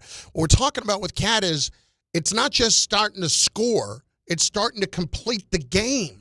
And not have silly fouls because you're out of shape and you're too lazy to move your feet. It's those are the ones that drive me insane. When you cannot move and you're going to get the dumb fouls because you're reaching because you're not in shape. You're trying to catch up. You're trying to take a break, and teams won't let you take a break because they're getting you in a pick and roll, and you got to deal with it that way. Ryan, the mailman, is next. ESPN New York. Ryan, what's up, buddy? Hey, fellas, how y'all doing? Been a long time, man. Good to hear from you. Did you decide to use a PTO day because of the rain? Actually, I'm using the sick day but I do have a doctor's appointment. Yeah, oh, good. I know how it works, brother. But I wanted to. Let me guess. That's a virtual doctor's appointment. Nah. Okay. I like to make it as early as possible. But I wanted to say, what diet? Doc, can you see me at 6:10 a.m.? Right. That's how you do it. Carl. Like, give me that first, 7 a.m. appointment. Exactly. Go ahead. What do you got? It's Lamar. It's Karl-Anthony on the Lamar Odom diet. Remember, Lamar Odom was eating gummy worms and Oreos after practice. Like, what are you doing? Hey, like, DK Metcalf I'm a basketball does the same thing. fan. Get the champ some butter brickle ice cream. I feel robbed, honestly. Like, all the money that he gets paid, or athletes in general, as a fan, I want to see the team at the best. I want to see a player at the best. And I would hate for the Knicks to falter this year because Cat can't get together, and we get robbed as fans of seeing what should be the best team in the East make it to the finals. Like, I want to see the best team. I don't want to hear I need to be like these shouldn't be excuses. Oh, he's out of shape. Like, he gets paid too much, and as fans, you owe it to your fans. You owe it to the fan base to put your best effort on the court when you get out there, not to be whispering in the ear of the referees because you can't breathe to get up the damn court. Like, it's ridiculous at this point in time. I wonder. You want to see. I wonder, like Ryan. I wonder what when we talk about accountability, and we talk about other players holding each other accountable. I'm wondering how that differs in a situation like the NBA when you've got such a. It's so much smaller of a room that you have to work with trying to hold guys accountable, and who takes that role. I agree, and I remember, like, back in the days. I mean, I'm not that old. I'm in my 30s, but I remember it was like if you couldn't keep up with Kobe, get off the court. If you couldn't keep up with Jordan, get off the court. They held each other accountable, and who's doing that in today's league, or rather for Cat? Because this ain't the first time we've heard this. This was the story in Minnesota, and it's the story all over again. Like, when is he going to get it together? Yeah, I think about Andrew Bynum. Oh, God. Andrew Bynum. Woof. There are plenty of guys. You can go chapter and verse on a lot of guys. Charles Barkley. Remember when Charles Barkley tells you about the conversation he had with Dr. J? Or no, Moses Malone. And Moses Malone's like, bro, you fat. Yeah. Like, bro, you got to get in shape. And he started working out with Moses Malone. He lost 25 pounds, but he was like, because you think you know what shape is, but you have to find somebody that's going to be honest with you. And you got to find somebody that's going to drive you to the next level. And listen, maybe you don't care about getting to the next level. Yeah. Then that's on them for going and trading for you. But then don't complain about the role. Yeah. That's where I'm going to have the bigger problem is we're going to complain about the role all season long. We're not going to be happy with that. And one of the two of the people bringing up on the YouTube comments about whether or not Cat and Tibbs didn't like each other. I don't think Cat hated Tibbs, but I don't think Cat was going to the mat for Tibbs to save him because he didn't try to do that in either situation. Yeah, somebody was part of that poll, that exit interview that got Tibbs up out of there. You know, it's funny. Him or if it was Bridges. Whenever we hear about those exit polls, we never hear about the guy that stood up and said, you cannot fire him. That's a mistake if you fire him. You never hear about that guy. You never hear about that guy. I'd love to know who that was, if there was somebody. Martin in Brooklyn. I don't think there was. Martin, what's going on? Hey, what's going on, fellas?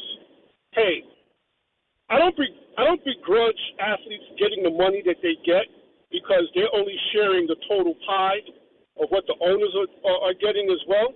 But when it comes to basketball, they're getting paid based on the amount of years of service instead of earning it through production. So Cat never played hard enough for people to think all of a sudden because you're getting a big contract that he's going to change. Barton, you know this. Like, a big money contract doesn't change who you are. And people call it life-changing money, but no, it doesn't change you. It just exposes who you already are. And Cat never played hard. Talented as hell, but never played hard. And that's the problem people have, thinking that all of a sudden they get paid, they're going to play harder. The only thing that's going to change you is if you go from a playoff team to a bad team, or you get your minutes cut, or you're out the league. That's what changes you, but not a big money contract. Yeah, money. To your point, money usually makes you more what you already are. I always use that line. It's that you gave it to me a few years ago. Yeah, I always use that line. But also, what happens is if you don't have to change, you usually won't change. Yeah, it takes a leadership in an organization to demand that. Like, the worst thing that can ever happen to Cat in his career is if he ever goes to a Pat Riley or Spoelstra team. Oh, my God. He going to be like, man, this is out here like the Junction Boys. He's like, man, get me out of here. You know what I'm saying? Like it's certain leaving in the middle of the night. Yeah, it's certain places that you go that not being in shape isn't an option. Yeah. Bart Carlin, ESPN New York, and on the ESPN New York app. We've got more sound coming. You heard from Perk earlier. You will hear from a couple of other interesting folks today, including the guy who's apparently really in charge of making all the hires down at LSU, and Primetime chiming in with just a phenomenal quote. Can't wait to hear it. It's on the way. Bart Carlin, ESPN New York. This college football moment is brought to you by ServPro. College football teams have moments they recovered from and made it like it never even happened. Like on September 24th, 2016, when Tulsa found themselves down 31-0 to Fresno State. With 10 minutes left in the second quarter, Tulsa fought back to tie the game at 41. And then won 48-41 in double overtime. ServPro, like it never even happened.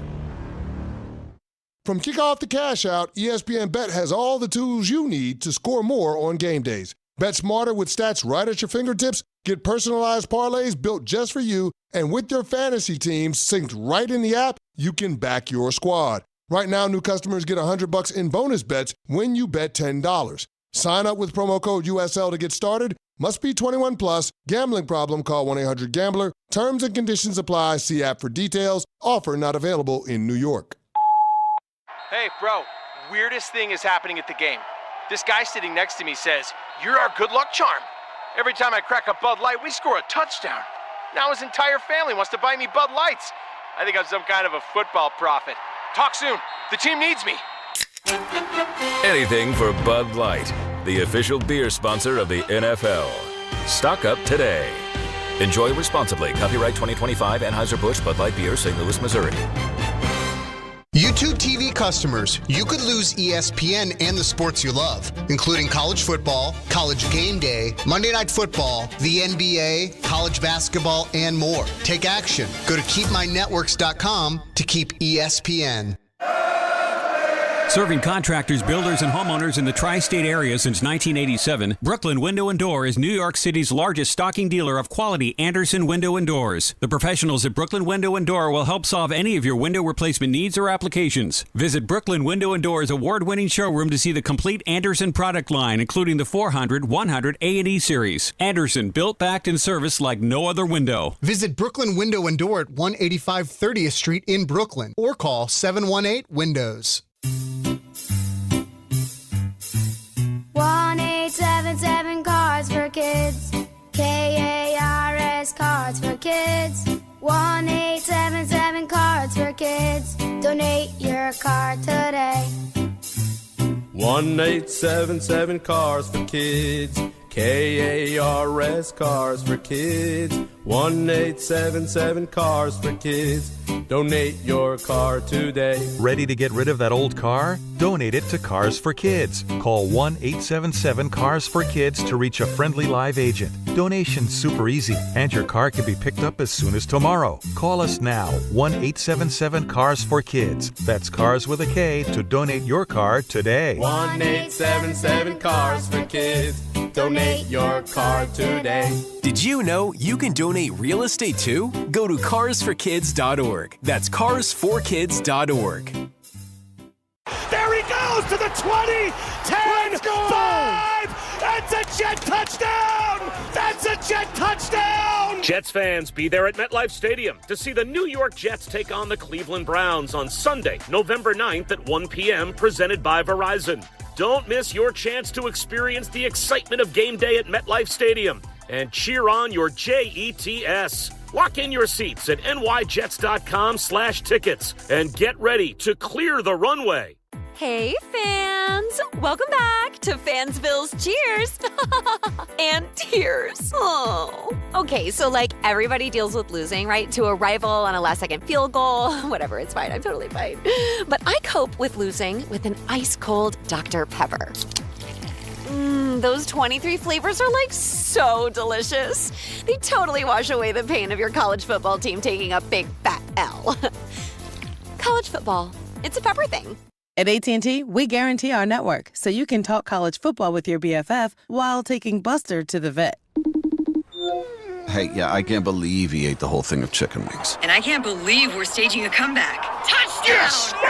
Staying connected matters. That's why in the rare event of a network outage, you'll automatically get a bill credit for a full day's service. For wireless downtime lasting 60 minutes or more caused by a single incident impacting 10 or more towers, must be connected to impacted tower at onset of outage. Restrictions and exclusions apply. See att.com/guarantee for full details.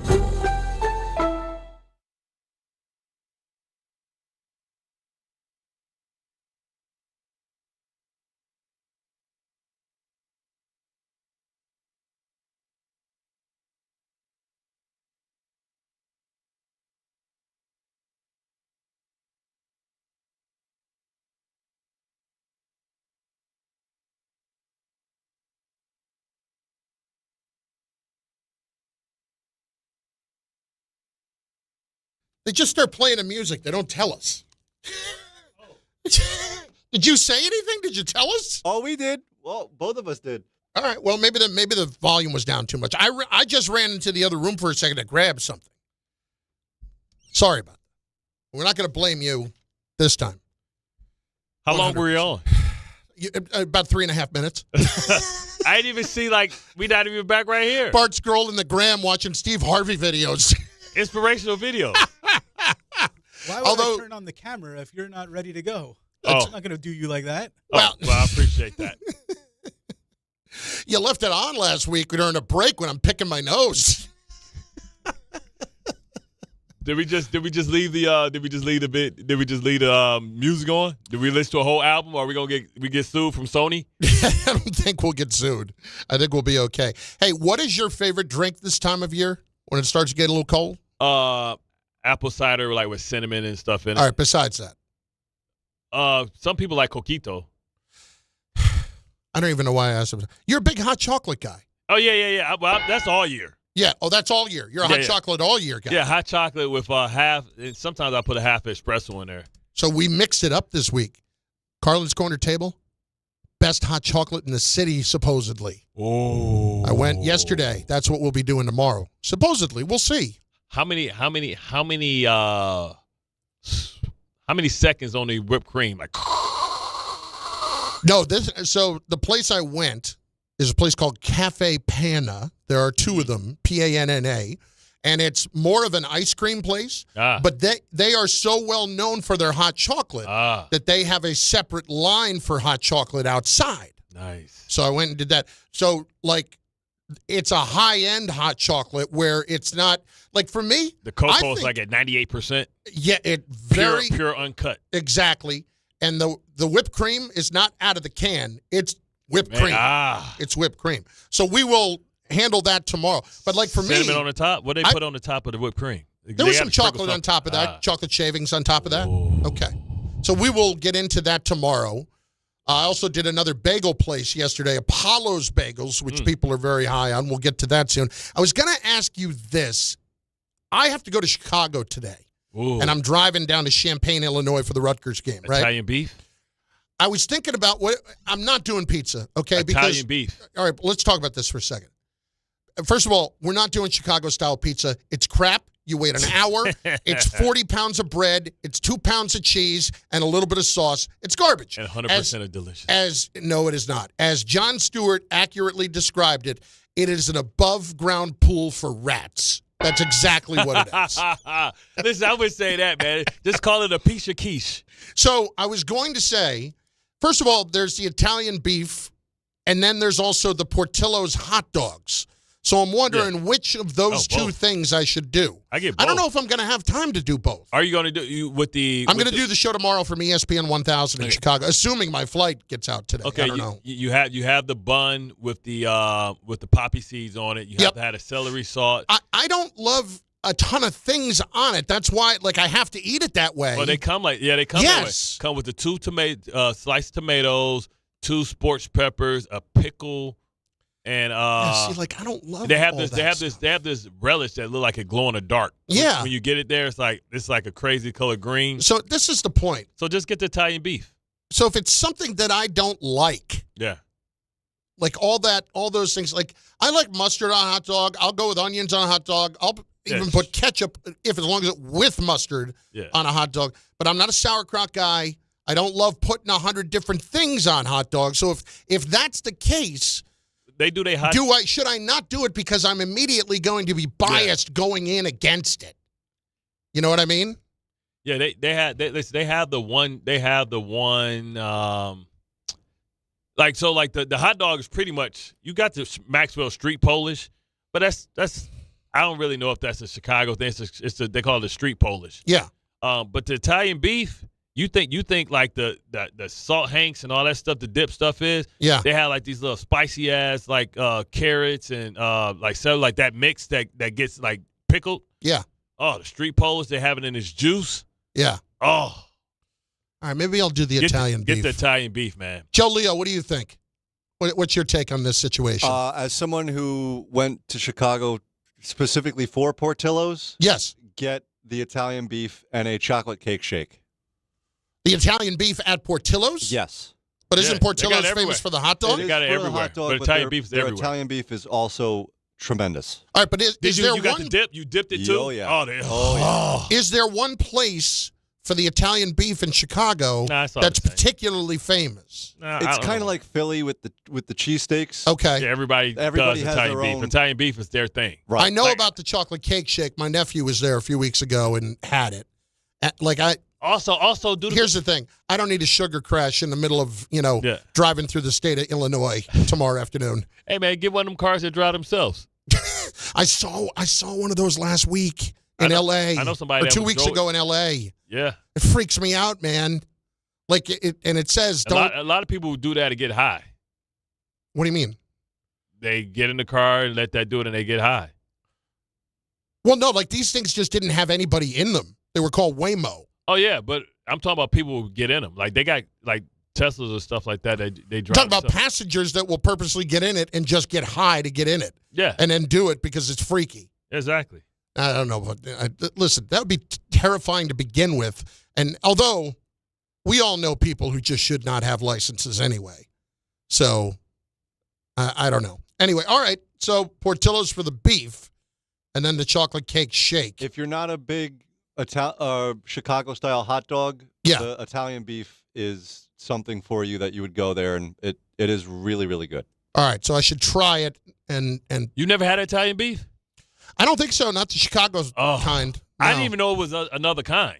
I've never seen it on any menu anywhere else outside of Chicago. Do you watch The Bear?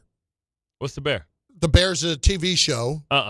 It's about a guy that had an Italian beef stand left to him by his brother, but he was like a very fancy chef, and so he took over the stand, and now like in season 2 or 3, they changed it over, and he opened a very high-end restaurant, but they still sell the beef out of a side window. That's dope. Yeah.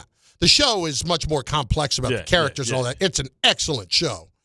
But the guy stars in it is the guy who's playing Springsteen in the movie right now, Jeremy Allen White. I haven't saw that movie. I have not seen it yet either. I do want to see it. It should be on like streaming by now. Usually movies, after 3 weeks, you can stream them from your house. Yeah, they're still in the theater right now only, as far as I know. Oh, wow. Okay. So, anyway, Bart Carlin, ESPN New York. You know what?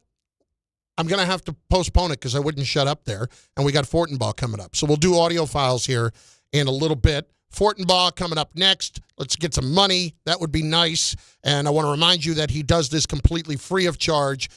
We just waste his time and get as much out of him as we possibly can without doing anything for him in return. It's Bart Carlin on ESPN New York and on the ESPN New York app. Make cancer screening a part of your annual healthcare routine. New York Presbyterian offers a full range of cancer screenings, including lung, cervical, prostate, colorectal, breast, and more. Regular cancer screenings could save your life by detecting cancer at its earliest, most treatable stages. Screenings are available across New York City and Westchester. Learn more at nyp.org/cancer screening. Stay amazing. New York Presbyterian. Ballybet Sportsbook. Yo, Ballybet stacked for football season. When it comes to sportsbook apps, it's undefeated. Ballybet. Check out that brand new parlay zone. Here's the kickoff. Build your bets and place them right on your phone. What? Live bets, daily boosts, and promos. Increase your odds so you can win more dough. Touchdown! Ballybet's the play. Make game day more fun and download it today. Must be 21 plus, New York only. Gambling problem? Call 1-877-8-HOPE-NY. Ballybet, Sportsbook and Casino. Download it. Shop new fall offers at Bay Ridge Mazda. Lease a 2025 Mazda CX-30S for as low as $199 per month or finance for 2.9% APR for 36 months. Or the 2025 Mazda CX-5S for as low as $229 per month or finance for 2.9% APR for 36 months. Plus, enjoy 1 year of complimentary Bay Ridge Plus benefits like ding and dent coverage, key replacement, windshield protection, and roadside assistance. Visit them in Brooklyn or online at BayRidgeMazda.com. Bay Ridge Mazda, where confidence comes standard. See dealer for details. At Uline, the prevailing opinion is, if you don't live it, you don't believe it. The people at Uline believe in hard work, and they live it by being there 24/7 to answer your call, having 41,000 items in stock, and offering same-day shipping from 12 locations across North America. Business owners, sellers, buyers, shippers, and packers believe it. Uline is the hard-working, dependable source for your shipping and industrial supplies. Visit uline.com. At City Harvest, we believe no New Yorker has to go hungry. With your help, we're on the road 365 days a year, rescuing over 77 million pounds of nutritious food and delivering it free to millions of New Yorkers, transforming surplus food into sustenance, sustainability, and smiles, rallying thousands of New Yorkers to power a network of nourishment across our city. One day, one meal, and one New Yorker at a time. That's how we feed good. Donate at cityharvest.org. Dave Rothenberg here to tell you about my friends at Bath Fitter. Now, they converted my kids' bathtub to a shower and did an incredible, really an unbelievable job. They offer all types of custom bath renovations, including their unique PermaFit solution for a watertight fit done in just 1 day. Durable and easy to clean with no demo or mess and lower cost than a standard replacement. And a lifetime guarantee. Right now, no money down, no payments, no interest until 2027. So start designing your bath today like we did at bathfitter.com. There's only one Bath Fitter. Looking for the best internet deal? It's just a fast phone call away. Only Optimum Fiber Internet delivers the fastest and most reliable fiber internet starting at just $40 a month. That's right, lightning fast fiber internet at a price that won't slow you down. Call 888-4OPTIMUM today to lock in your offer in just a few minutes and see how you can also get the Disney Plus Hulu bundle and an unlimited mobile line on us. Don't take slow for an answer. Call 888-4OPTIMUM or visit Optimum.com today. Terms apply. Your fantasy roster is set. The Smack Talk is heating up, and this season, ESPN Bet is giving you more ways to ride with your squad. Introducing the ESPN Bet Fan Center, where you can instantly link and bet on your fantasy teams right in the ESPN Bet app. An enhanced sports betting experience only from ESPN Bet, the sports book for sports fans. Make the connection today with ESPN Bet Fan Center and the ESPN Fantasy app. ESPN Bet Sportsbook. Download the app today. Must be 21 plus. Gambling problem? Call 1-800-GAMBLER. Terms and conditions apply. See app for details. On eBay, every find has a story. Like if you're looking for a vintage band tee, not just any tee, the band tee. You wore it everywhere until your best friend stole it. Now you're on eBay, and there it is. Same tee from the same tour. The things you love have a way of finding their way back to you, especially on eBay. Where else can you find that mint trading card you searched everywhere for, or your first car, the one you wish you never sold? It has to be eBay. Shop eBay for millions of finds, each with a story. eBay, things people love. Fight fans, Bud Light and ESPN New York are sending you to UFC at Madison Square Garden. Tap the Bud Light tile on the ESPN New York app and enter for your chance to win a pair of tickets in the ESPN Suite. Catching the action alongside ESPN New York's Peter Rosenberg. Listen and enter through the Bud Light tile to score your shot at the ultimate fight night. Bud Light is the official beer of the UFC, so make your move now on the ESPN New York app. Must be 21 plus. No purchase necessary. Void where prohibited. Rules on the ESPN New York app. Please enjoy Bud Light responsibly.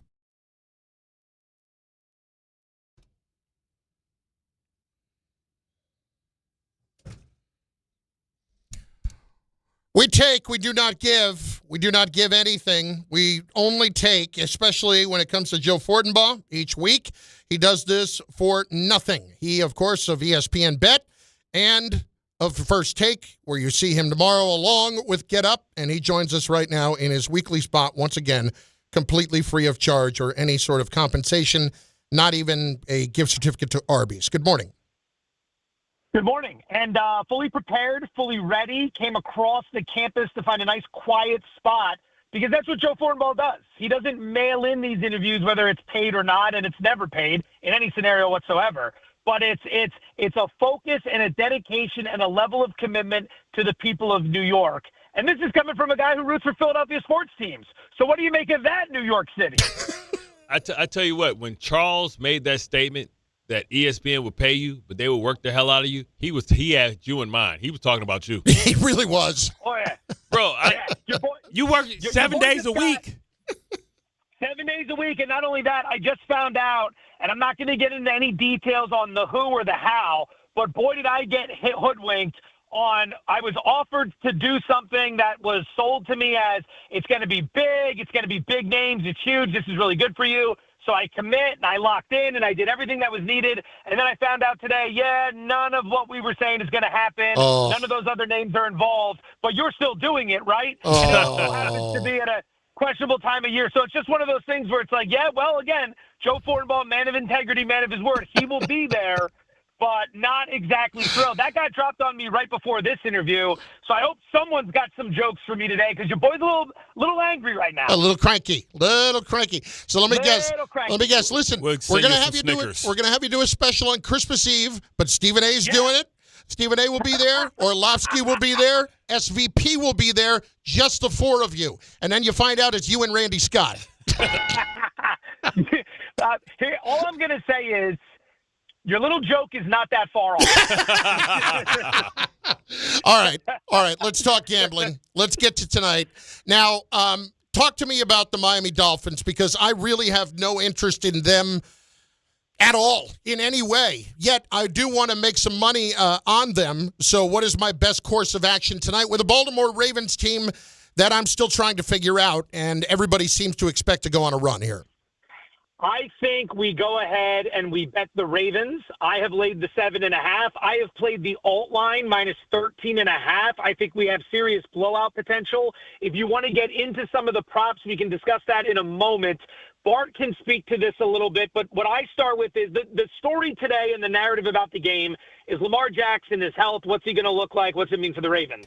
Always start Thursday Night Football with an analysis of the coaches. It's the most important thing in my opinion. Injuries and travel are very important here too, but everyone knows about injuries and travel. Not enough is made of the coaches. What do I mean by that? This is a very short turnaround. When you play on a Sunday and then have to be ready to play an NFL game 4 days later, you need really good coaching to get a game plan together and implemented and executed in a short amount of time. Good coaches are able to pull this off. Bad coaches can't. Mike McDaniel in his career on Thursday, 0-4 straight up, 1-3 against the spread, losing by an average of 14 points per game. Like the one cover was the Buffalo game earlier in the year where, they were kind of competitive, but ultimately they didn't win. Like they lose and they get blown out in these spots. Meanwhile, John Harbaugh, 11-5 straight up. He's 8-8 against the spread, but 11-5 straight up. Harbaugh's a guy who has his team prepared. That's what I'm leaning on tonight. When you look at some of the props for the game, I think Isaiah Likely, the backup tight end for Baltimore, his props 23.5 yards. That's low. I'd go over. Miami stinks defending tight ends. Keaton Mitchell, backup running back for the Ravens. Rushing prop is 13.5 yards. I'd go over. Again, if it's a blowout, what are the things that happen in a blowout? Starters like Derrick Henry probably have a great game, but then you probably yank him late. Keaton Mitchell only needs 13.5 yards. He averaged 10 yards per carry last week in that game against Chicago. They finally gave him some run. I think he's challenging Justice Hill for that second spot, so he's another guy I would lean into as well. Remember, he was the guy that they had high hopes for 2 seasons ago. Yeah. He's Anthony Mitchell's son. He got injured, blew his knee out and that really hurt them in their playoff runs because he's a guy that comes in. He's so fast and give some big explosive plays. So, I definitely see it that way. But last week with that Atlanta team, with the team, the Miami team, I didn't expect that last week either. So I don't know, is they still if they're still playing for McDaniels or if they're not. But last week was an indication that they still had a little life left in them. so that's a great point because when you're evaluating Miami today, that's what you have to ask yourself, right? I would say you could look at that, and we can dive more into that in a moment. I'd also say go back 11 days ago when this same team went to Cleveland and just got absolutely rolled. So where do we put more weight? I don't think we put more weight on either of them. I think we have to evaluate them properly.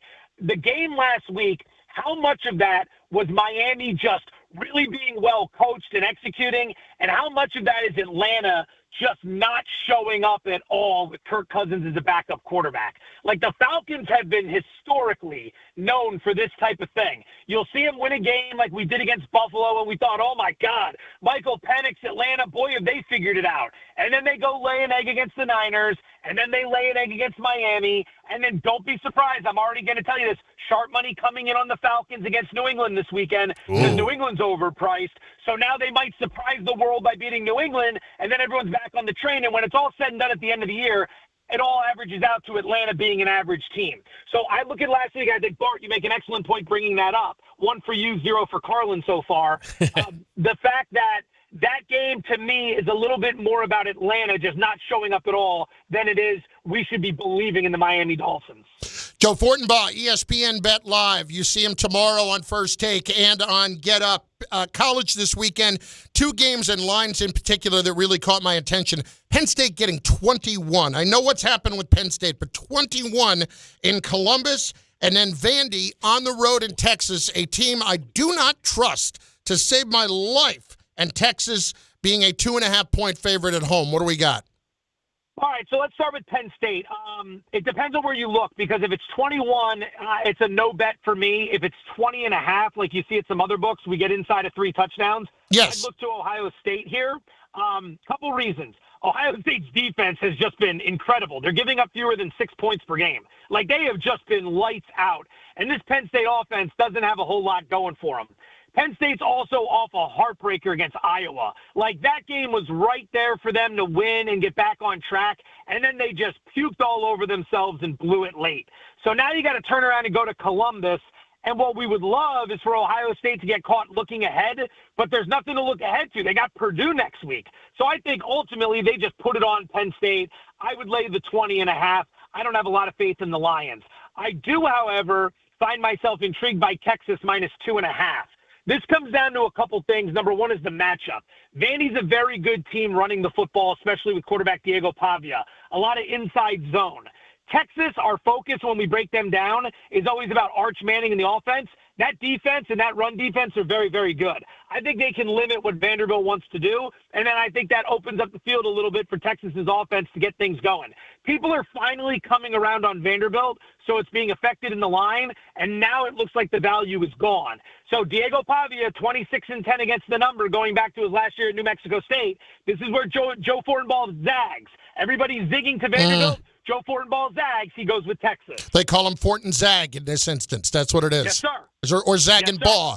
Zag and Baugh, if you want. Whatever your particular choice would be, that's fine. Zag and Baugh got a nice little ring to it. Yeah, Zag and Baugh I kind of like better. Yeah. Zag and Baugh, we'll go with that. Okay. It's a workshop. We workshopped it. And then this week, and then Sunday, give me a couple of your specials here. Give me the Fortenbaugh specials. What do we got? Okay, first off, be very careful, like I said, with New England, okay? Peak pricing on New England. They were as high as 6.5. We've seen it dip to 4.5 at some shops. Just be careful. Everyone loves New England right now. Everybody hates Atlanta. That's a recipe for disaster when betting the NFL. Keep that in mind. Another one. This is not for the faint of heart. If you are a New Yorker with heart problems, you're not in great shape, you do not want to make this bet, Carolina plus 13.5 against Green Bay. All right, look at the spot for Green Bay. Off a huge Sunday Night Football win against Pittsburgh, and now they got the defending champion Philadelphia Eagles on deck.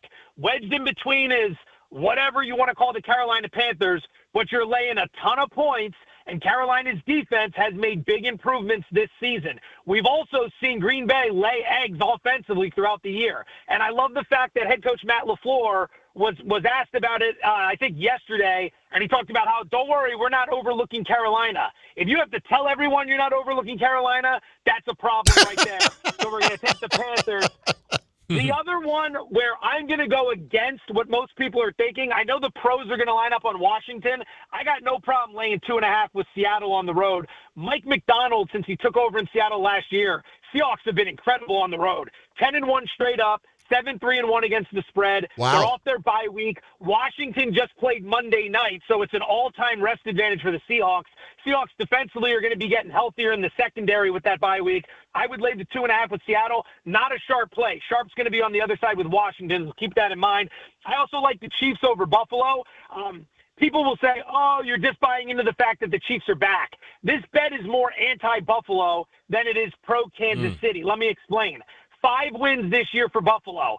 4 of them have come against the Jets, the Dolphins, the Saints, and the Panthers, who are a combined 8-24. The other win came against Baltimore in Week 1, which you could say was quite fortuitous the way that game broke. They lost to New England. They lost to Atlanta. Ed Oliver's not there on the D-line. I would lay it with Kansas City. Here's what I love about all of that. First thing, the question was, give me your specials, knowing full well he was doing all of the work. I have taken the last 8 minutes off, and it's been beautiful. Yeah. I've returned 2 emails. Just by design. Yeah. Think about it. Like, Ray reached out, your producer, when this all first started, and we were just getting to know each other, and he's like, hey, what games are you hot on? So Carlin knows how to tee you up. Don't worry about it. Just ask, what do you like, and get the hell out of the way. Number 2, once again, want to reiterate, doing it completely free of charge. And just wanted to fill you in on my plans this afternoon. Very overcast day, and the winds are over 40 miles an hour. I got to fly out this afternoon. You got a prop bet? I got to go to Chicago and fly out. There's a lot of there's a lot of ground to cover. I'm not even doing this well. You get the point.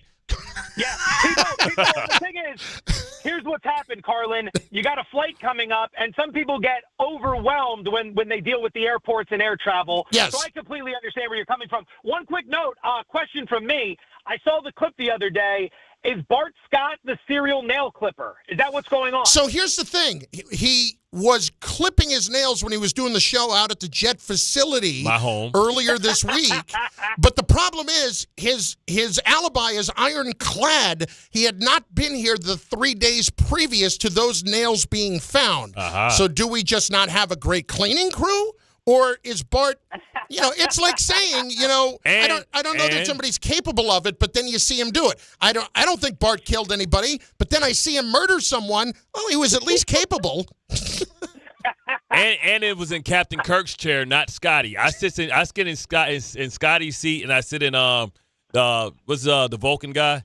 Spock. I sit in Spock's seat. Spock, yeah. Yeah, I'm in Spock's seat, so I can't. And I'm willing to take a polygraph test, and I encourage that we test everybody here because we need to get to the bottom of it. And whoever allowed this slander to take my name, they're gonna have to ask what the 5 fingers say to the face because they know I'm innocent and they know they did it. Oh, I'm so glad I asked that question. That was great. You know what you do, Carlin? Set up the polygraph. Don't ask anyone about the nails. Just start firing questions at Bart about everything else. Oh, yeah, Get him absolutely. In a lot of hot water there. Oh, absolutely. Well, Joe, one of my favorite comedians is Dave Chappelle, and there's so many amendments that I love. But if I had to choose one, I'll choose fifth. Well, that's it for me, everybody. Joe, enjoy the rest of your day. Hopefully you're going to not be taken too much more advantage of by ESPN executives. Have a great day. He's just getting started. We're fine. I've told them if they want to cut down on the paperwork, they can just stop paying me altogether. Thanks, Joe. See you, boys. Joe Fortenbaugh. He's the best. I love the guy to death. Yeah, man. He's the best. Bart Carlin, ESPN New York. 880 ESPN, WHSQ, and WCBS-FM HD2, New York. A Good Karma Brands radio station. This college football moment is brought to you by ServPro. College football teams have moments they recovered from and made it like it never even happened. Like on October 2nd, 1993, when the University of California faced a 30-0 halftime deficit to Oregon. Cal went on a remarkable 42-11 run in the second half to capture a 42-41 victory, one of the largest comebacks in college football history. ServPro, like it never even happened. Your ambition just met its match with Robinhood. Trade stocks and ETFs, options, futures, and crypto all on one platform. Get started today at Robinhood.com/yourmoney. Your money, your move. All investments involve risk, including loss of principal. Options, futures, and crypto trading carry significant risk and may not suit all investors. Securities offered through Robinhood Financial LLC, member SIPC. Futures trading is offered by Robinhood Derivatives LLC, not FDIC or SIPC protected. Crypto offered through Robinhood Crypto LLC, NMLS ID 1702840, not FDIC or SIPC protected. Portfolio management offered by Robinhood Strategies, an SEC registered advisor. D'Agostino & Associates is a legacy firm, and I'm proud to be a part of that legacy. I'm Jenna D'Agostino, and like my father, I fight to get justice for the injured. The hustle and grit of these streets shaped me. I'm John D'Agostino, and from the concrete to the courtroom, I built this injury firm 35 years ago to get accident victims justice. So call my team first, 1-800-BITE-BACK. That's 1-800-248-3222. You want justice? Think Jenna D'Agostino. Think D'Agostino & Associates. Justice isn't just a word. For us, it's a way of life. It's having compassion for your struggle and getting you paid for your pain. Now that's justice. D'Agostino & Associates means being there for the injured. Seriously injured? Call my team first at 1-800-BITE-BACK. That's 1-800-248-3222. D'Agostino & Associates has offices throughout New York and New Jersey and will come to you. I've been there, and I'll be there for you. D'Agostino Law, Bite Back. To help those who want to be helped, but may not be able to afford it. That's what PGA Tour winner Grayson Murray had envisioned for a foundation before he sadly took his own life at just 30 years old. His parents channeled their grief into creating the Grayson Murray Foundation, carrying out his vision to help those struggling with mental health and addiction. To donate and learn more, visit GraysonMurrayFoundation.com. YouTube TV customers, you could lose ESPN and the sports you love, including college football, college game day, Monday Night Football, the NBA, college basketball, and more. Take action. Go to KeepMyNetworks.com to keep ESPN. If you love to travel, Capital One has a rewards credit card that's perfect for you. With the Capital One Venture X card, you earn unlimited double miles on everything you buy. Plus, you get premium benefits at a collection of luxury hotels when you book on Capital One Travel. And with Venture X, you get access to over 1,000 airport lounges worldwide. Open up a world of travel possibilities with the Capital One Venture X card. What's in your wallet?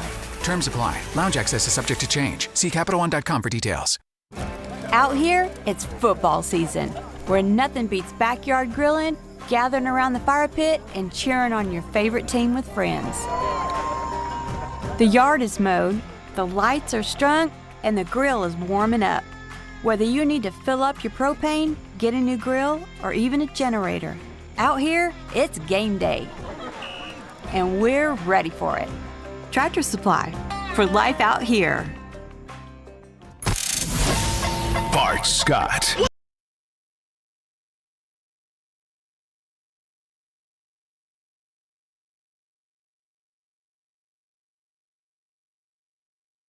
That's right, noon o'clock. Bart Carlin, ESPN New York. Get the YouTube comments in on the YouTube page. It is hot. Okay. Well, it's okay. Just fire away with your comments in there. We'll get them on the air. It is noon, though, and what does that mean? It's a thump. Wow. You're right there? You want to restart? Did you go and get some of the candy?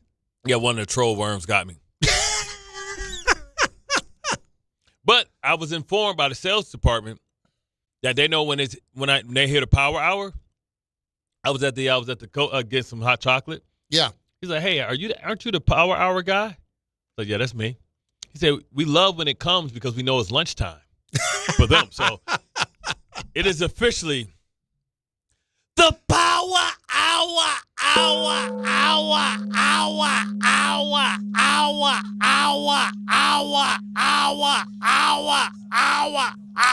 Hit the gong again. And it's dinner time, too. You know what you're becoming like? You're becoming like the dinosaur in the Flintstones where they would pull its tail to get it to scream. It is also Thursday, which means at noon, well, it's high noon. Once again, outstanding production value. My name's Sam Chisholm, duly elected warrant officer. I need to find that now. See, this is the thing. Like, it's never exactly where I need it to be. And the Sam Chisholm, the duly elected. Showing bounty, honey. The moment has passed. Yeah, it is. The moment has passed. Come on. Anyway, high noon, 3 questions that we definitively disagree upon, and we will get the answers to them. Round 1, fight! Should the Jets trade Quinnen Williams? Bart Scott, what say you? Negatory. Like I said before, it's a sham if they do that when they could have got Michael Parsons for him. And, like, to let that go away only to get rid of him 8 weeks later would be stupid. In my opinion, you can't find bodies like that. He's 27 years old. The prime of everybody's career is from 27 to probably about 32. They have 5 prime years. You're going to give him away for something that's going to be less than, and then he's going to go have his prime peak years somewhere else? No bueno. Yeah, here's the thing. We talked to Jason McCourty about this earlier, and he agreed with you that you have to be silly to do that when you could have been involved in that kind of a trade for Micah Parsons. Here's the problem for me with this, though. It's something else that Jason said. You've had Quinnen Williams here during all the losing years. Quinnen Williams is a really good player. He is in his prime. If we are in a position now in the next year or two where we have to find our quarterback, I need to have as many assets as I can in order to do that. If the Jets actually loaded up and got a pick plus more, a first-round pick plus a lot more, then I have to do it because I need to make sure, even if I'm trying to win games right now, that in the next year or two, I am in position to do that, and that means I have as many assets as I can get my hands on to make that trade. I can see that, but you suck good enough this year that you don't have to work about getting extra picks because the team that's going to suck right with you is probably the Tennessee Titans, and they have their own quarterback already, so they're not in the market for a quarterback. But let me ask you this. What if I don't want any of the guys this year? What if I want the guys next year? You want to tank for Archie? I don't want to tank for anybody in particular, but if I load up and I get that pick, but there's nobody that I love at the top of the draft, what if I trade that pick away like the Bears did and ended up getting the guys that I liked? How about that? I hear you, but, I'm blowing his minds. Yeah, next. Round 2, fight! If the Knicks don't make the NBA Finals, the biggest reason will be chemistry and people accepting and relishing and excelling in their roles, right? It's all fun and games when you're under Tibbs and you're getting the shots. And remember, it was Bridges that was the man that was the odd man out because OG all of a sudden became an offensive threat and started jacking up threes and taking more shots than Cat, definitely more than Bridges. But now Bridges like, nah, y'all gave me my money. Let it rain. And now he's shooting shots and, like, he's super confident, right, because he plays with pace. So the ball finds him because he's running the court. Where Cat is like having a kid that's always dragging behind. You know what I mean? He waiting for the trail 3 because he's the last one up the court, hoping that everybody take it into the paint and then kick it out to him for the walk-up 3 like he in Villanova or something, waiting for the national championship. But now Bridges, because he's a guy that plays with high energy and effort, he's getting more touches. And that's usually what happens. And, so I feel like it's a perfect opportunity for him to start. But I feel like if they don't succeed, it's going to be because of chemistry, because somebody has to be Chris Bosh. And nobody wants to be Chris Bosh. Nobody wants to be the guy that plays great defense, rebounds, because that's not the flashy stuff. Take the 3 and then start backpedaling down the floor. I can see that. I'm going to never cross midcourt, basically. As much as I have been ripping on Cat, I'm actually going to say it's going to come down to coaching. If they actually are in the postseason and they don't make the finals, I think the biggest reason could end up being Mike Brown. Whether or not it's a disconnect with Cat or not, in the league nowadays, we know that the talent usually wins out in those kind of arguments. And secondly, if you're Mike Brown, you are here because the last guy drove them hard into the ground. Now, Mike Brown is not somebody that's going to ease up and just be a pushover, but if you're in a situation where he's a little too similar to Tibbs like that in the postseason, then that's a problem too.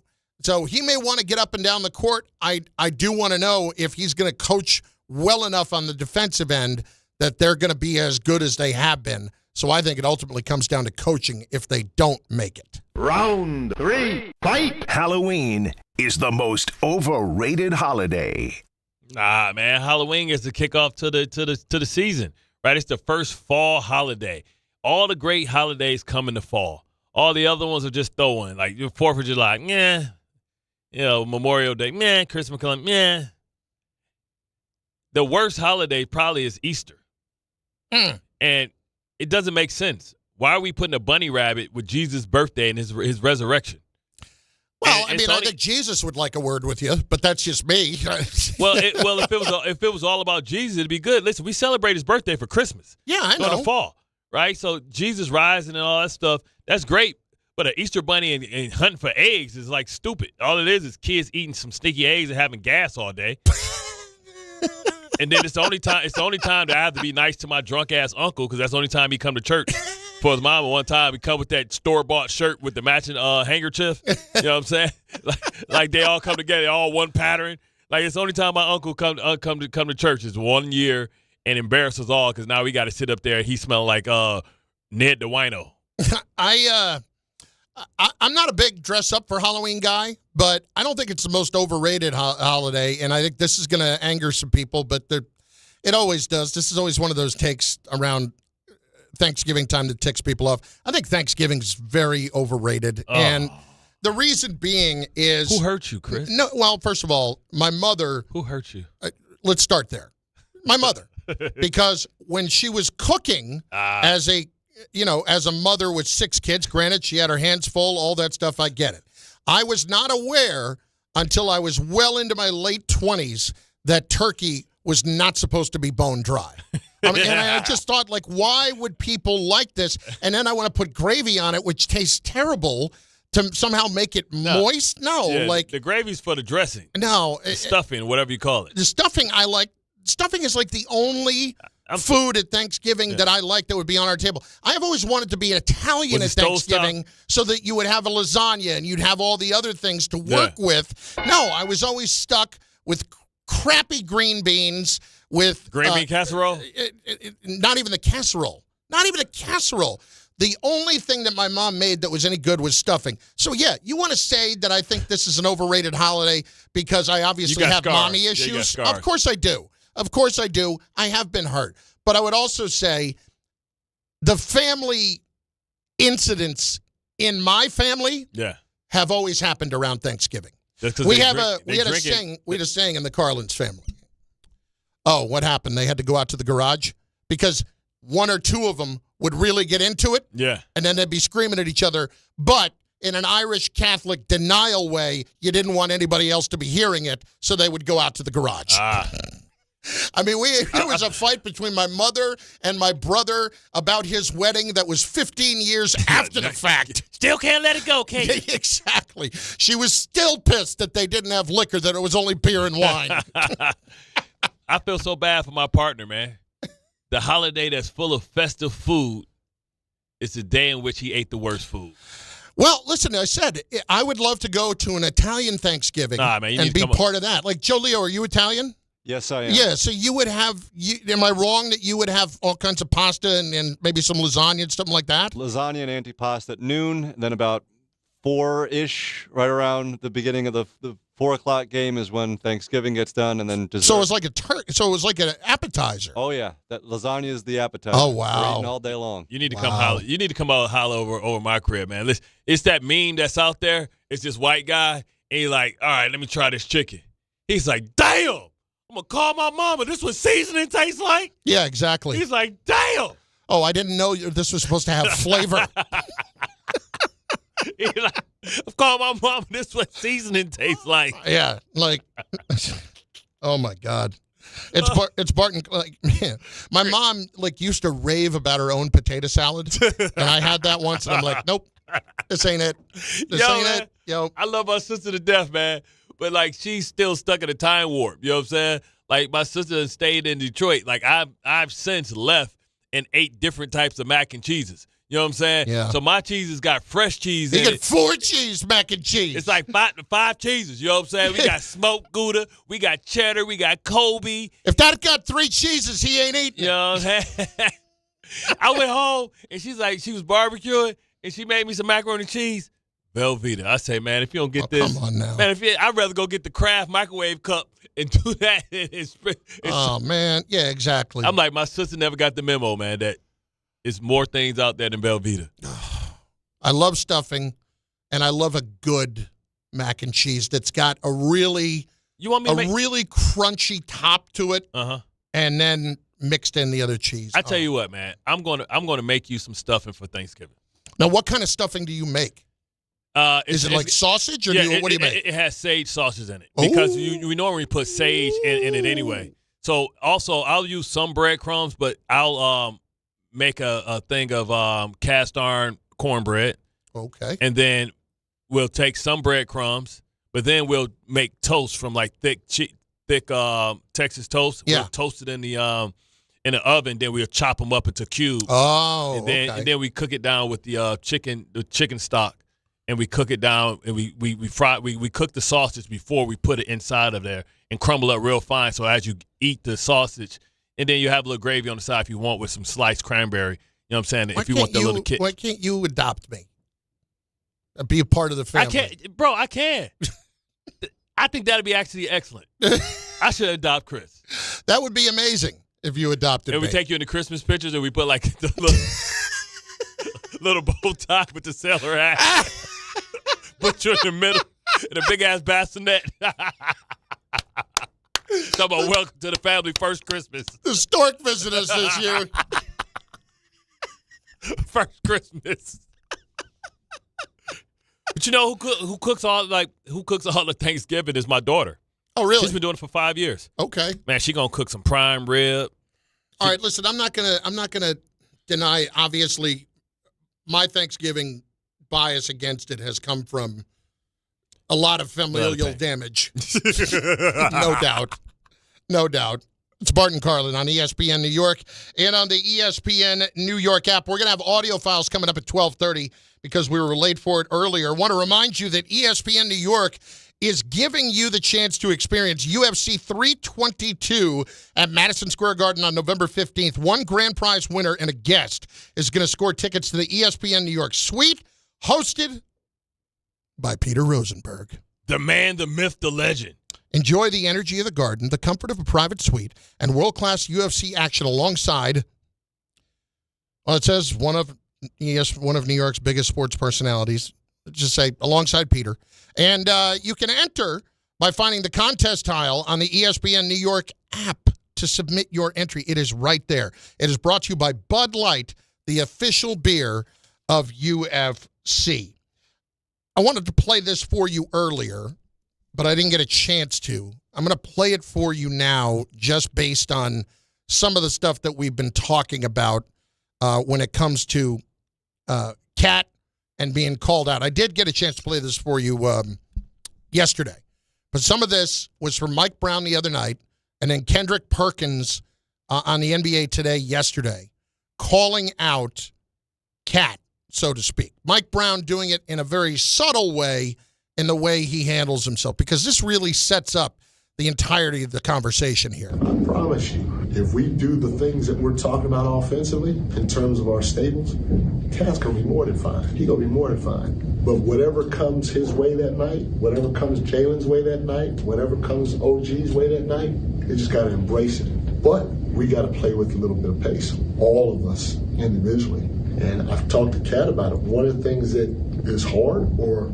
it's hard on us or him as an individual, is if you don't play with pace in certain areas, then you're going to get denied, pushed out, and now you're catching way out on the floor. Cat's got to figure out how to play with a little bit of pace. And he doesn't have to be Ariel or Mitch or anything like that. A little bit of pace within what we do, so now he can catch and he can make quick decisions with the basketball. Pace. Run. Mm-hmm. Get up and down the floor. Like Seabiscuit. Be in position. You get rewarded when you are in position. When you're not, and you're not getting up and down the floor fast enough, that's a problem.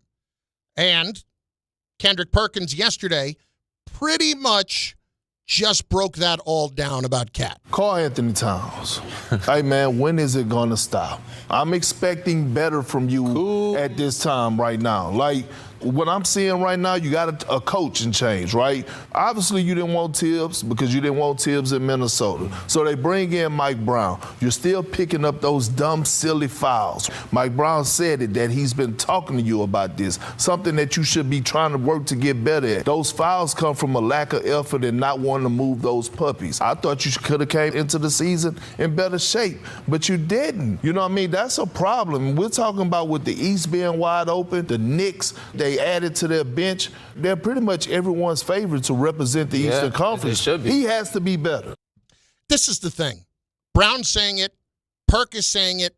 They're not saying it in disrespectful ways. They're saying it in ways of accentuating the fact that you have all the ability in the world and they need you to be what you are capable of being.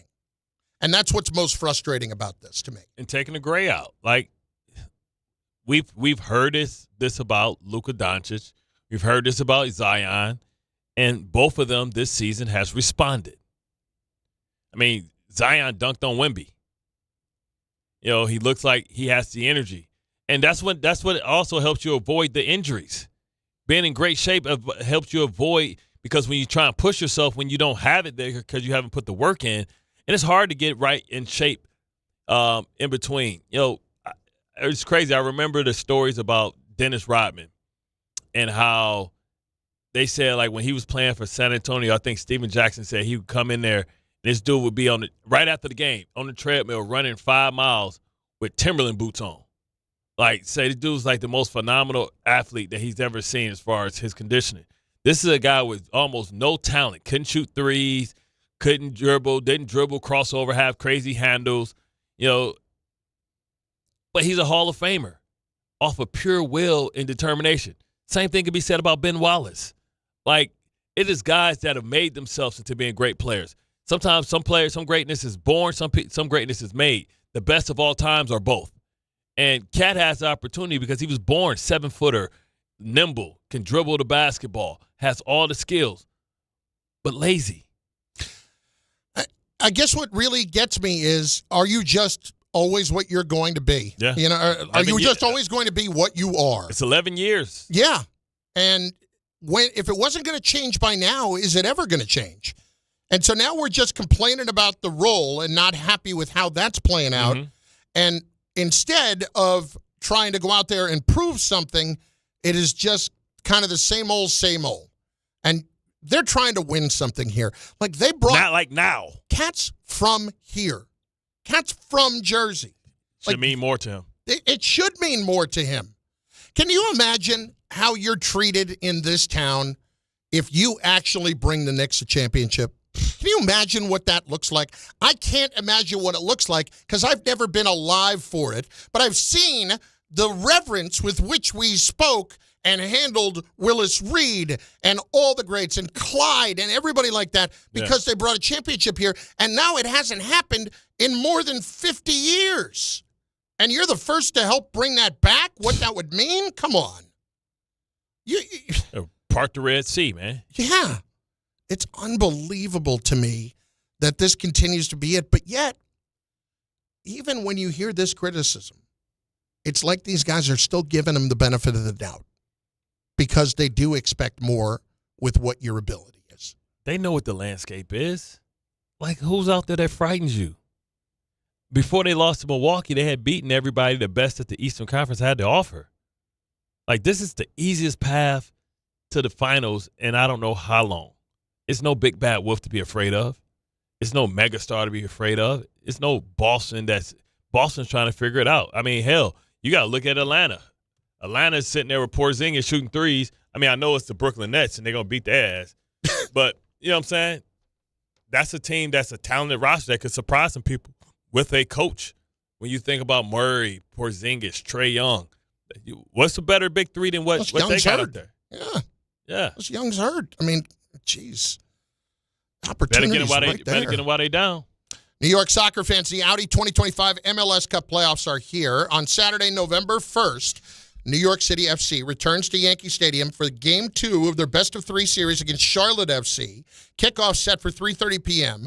For your chance to be there, enter now at ESPNNewYork.com or through the ESPN New York app. Just click the contest tab, submit your entry. Don't miss the opportunity to experience playoff soccer as the boys in blue begin their chase for the cup. Tickets are available now at Ticketmaster.com/NYCFC. In moments, a former Jet with plenty to say about the owner. That's next on ESPN New York. Why can't you adopt me? Be a part of the family. I can.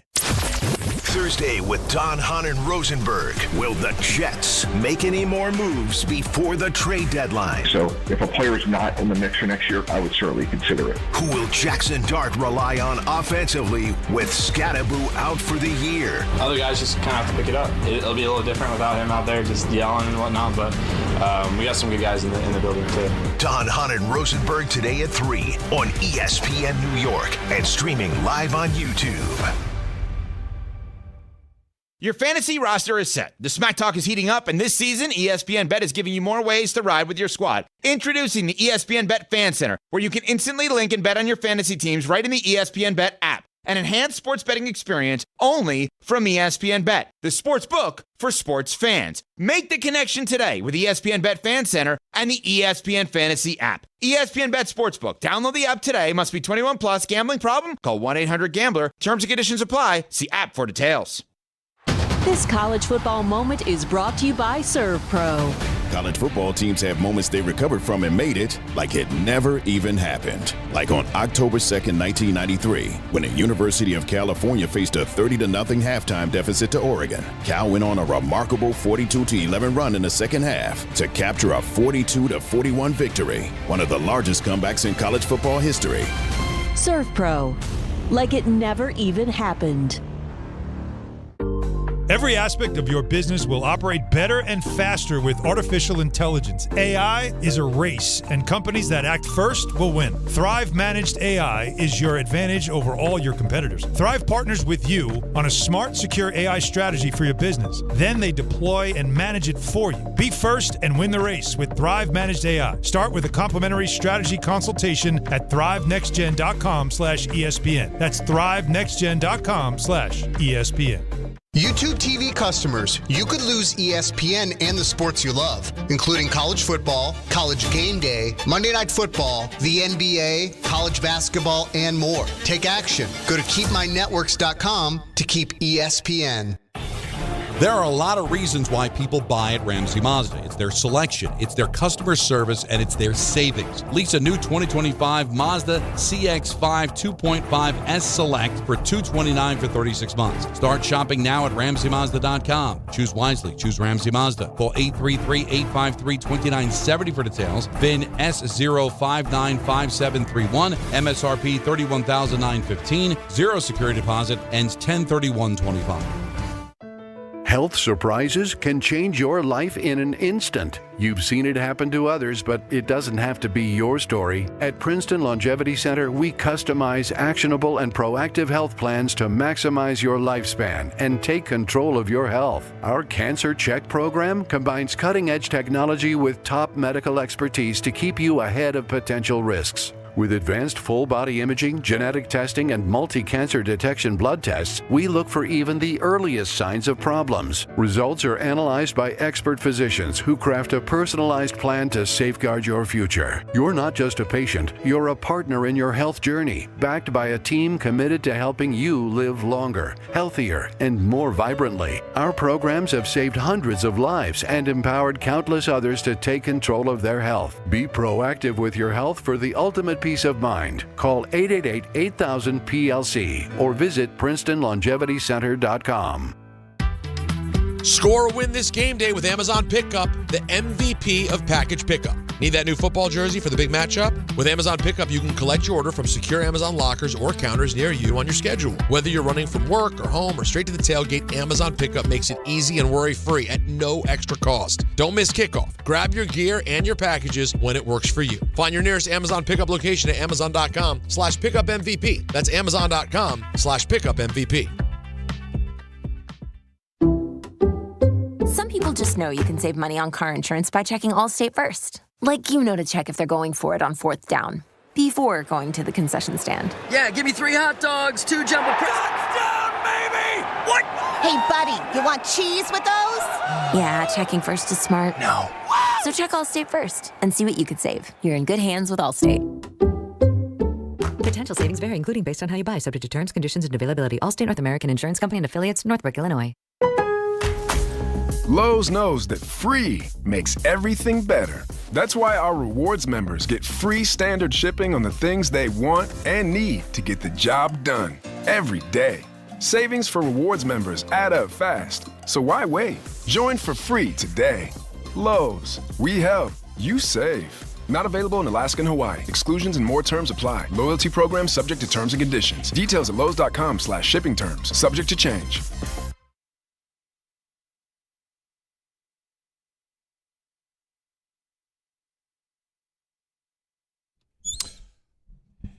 He's a fan. He's a fan. He's a fan. Man, look at the wind outside. Chris, you might as well go where you reside. Yo ass ain't going nowhere. Strong winds. I'm already getting the text messages from the airline. Thunderstorms in your area may affect departures. You think? Push back. And it looks like I had a friend. I looked at her on. She's charting the storm. It's kind of look like Melissa?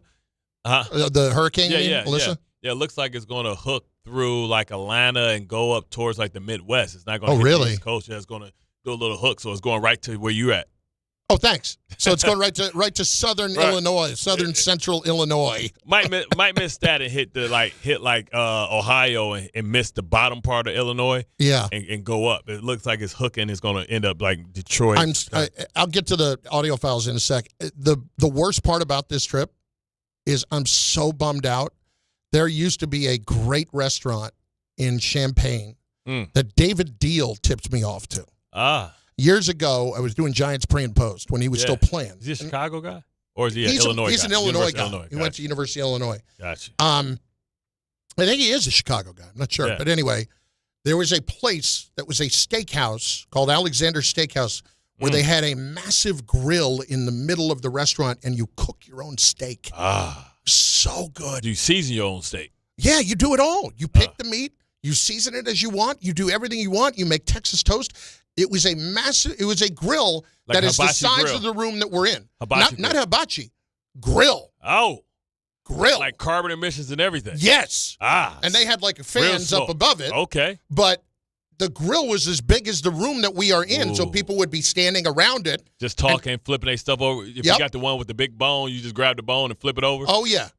Oh, it was the food was so good. Best part was you smelled like charcoal for 2 days. It was so good. It's like going to smoke cigars. You know what I'm saying? It's all in your hair. And they didn't make it through COVID. I was so bummed out. Damn. I was so looking forward to that trip. Anyway, Bart Carlin, ESPN New York, and on the ESPN New York app, audio files. The audio file. We so tight smooth. like a drum. We so smooth. First up, Jets with the trade deadline coming. Jordan Schultz of the Schultz Report, NFL Insider.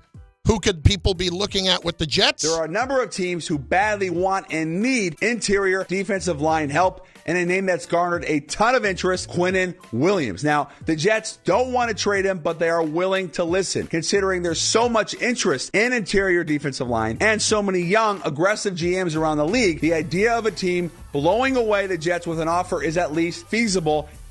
I think what's interesting here is if it's what does blowing them away with an offer actually look like?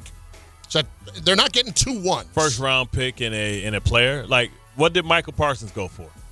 Well, Michael went for a first and I think one more pick, and then what's this at? Kenny Clark. Yeah. So that's a guy who's over 30. So give me a first and a utility player. Somebody who's useful. Yeah, somebody that can come play a real solid pro. I don't know if they're going to get blown away by it, but I would at least look at it. Dexter Lawrence responding to Carl Banks' comments where he said that nobody respects the way that Dexter Lawrence plays anymore. Yeah, those are strong words, but that's how you feel. Those words mean more that they're coming from him, like a giant legend? No? Why not? He's delusional. Here's the thing about Dexter Lawrence. He wasn't saying that people don't respect you as a person. Right. He was saying that other players don't respect the level at which you are playing right now. Yeah, so like you're not saying, okay, we're like, we'll just use Michael Parsons because he's like the hottest defensive player, or Myles Garrett. Wherever Myles Garrett go, we're going to double and we're going to set our game plan, our protections to make sure that we do that. If anything, they're trying to figure out how they're going to stop Brian Burns. You know what I mean? So like you've gone from being the most disruptive member of the team to kind of being somebody that's not that. And he has to take accountability for that and he say, hey, man, I got to make more plays. I got to be more dominant. But if he's saying, hey, I'm doing everything and Brian Burns is eating off of me because of the the protection that he's drawing, then it's understandable. Up next, Jordan Travis, the former Jet. I've been waiting to hear this. This is, of course, he was the quarterback who had to retire earlier this offseason, going into training camp because of injuries. This is the Travis Take 2 podcast. I don't know if it's his or what it is, but he's making some comments here about Woody Johnson as an owner. No disrespect, but there was things that were said to me, not obviously to that point because I never got on the field to play, but about my leg, like just slick comments that I don't know if he was trying to be slick about it, or you know how some older people, they just kind of say whatever comes to their mind, and it kind of made me feel a certain type of way. I told you about a few of them. Are you ever going to get healthy? And I'm just like, damn, not how you feel, and never that. There was always like comments like that, and it kind of upset me, but it kind of rolled over my head. It makes sense, but I mean, kudos to Justin Fields, because I don't know if you saw his press conference, and you can see on his face he's not even distraught, bro. It's really cool. It inspired me. So those were the in relation to the comments from Justin Fields, but when he was hurt, never said, hey, how you doing? It was more, when are you getting back? Are you ever healthy? I mean, Jordan Travis really don't have a leg to stand on because they paid him money. He never actually did anything for the team. Yeah. They took him as an injured player and gave him opportunity to pay him for 2 years, and he got an opportunity to probably get a big injury settlement with not ever doing anything as a football player for an NFL team. Not one preseason game, not one meaningful practice snaps, not throwing any snaps outside of, not any live reps, not a full team period. And he got paid probably millions of dollars. He should feel honored and blessed that somebody took him in the 4th or 5th round and paid him money when he actually did absolutely nothing. The money that he's using for the start of his life, he didn't earn. He like when you come to a team, like the Jets got nothing for him. They got nothing out of him. Now, Florida State got everything out of him. And what he did in Florida State earned him the opportunity for people to hope that they can get him healthy. But really, you got paid for doing absolutely nothing, bro, for 2 years and got probably a big-ass injury settlement for doing nothing. It's fair. But rehabbing, which you would have had to do anyway because you have to get a better quality of life to be able to be healthy. It's fair. All completely fair. Jeff Landry is the governor of Louisiana. Oh, God. The LSU job is open, as we know, after they fired Brian Kelly last weekend. The athletic director is a gentleman named Scott Woodward.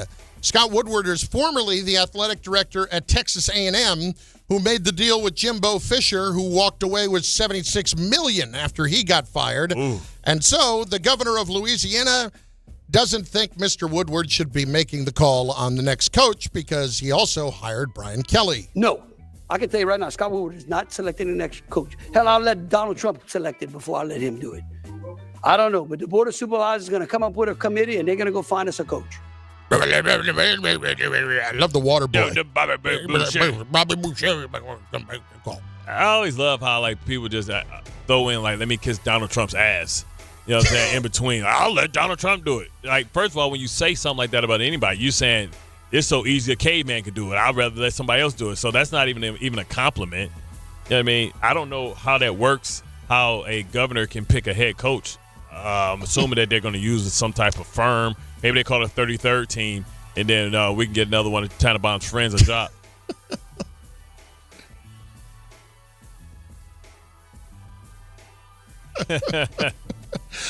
Ed Orgeron, the former coach at LSU, was on Sportsmanlike this week, was asked, would you go back to LSU? Oh, I'd love to. You kidding me? I'm one phone call away. hey, I just got to get in my truck. I'll be back. I could be there today. I love LSU. I still got my home in Baton Rouge. I love when I coached with Coach Miles, being the defensive line coach. I love the Tigers, and I'm getting back to coaching for sure. I consider it, no doubt. Go Tigers! Has he got back into coaching? Where's he ended up at? He's not really doing anything, but he every time you see him, he's got his shirt off and a drink in his hand somewhere.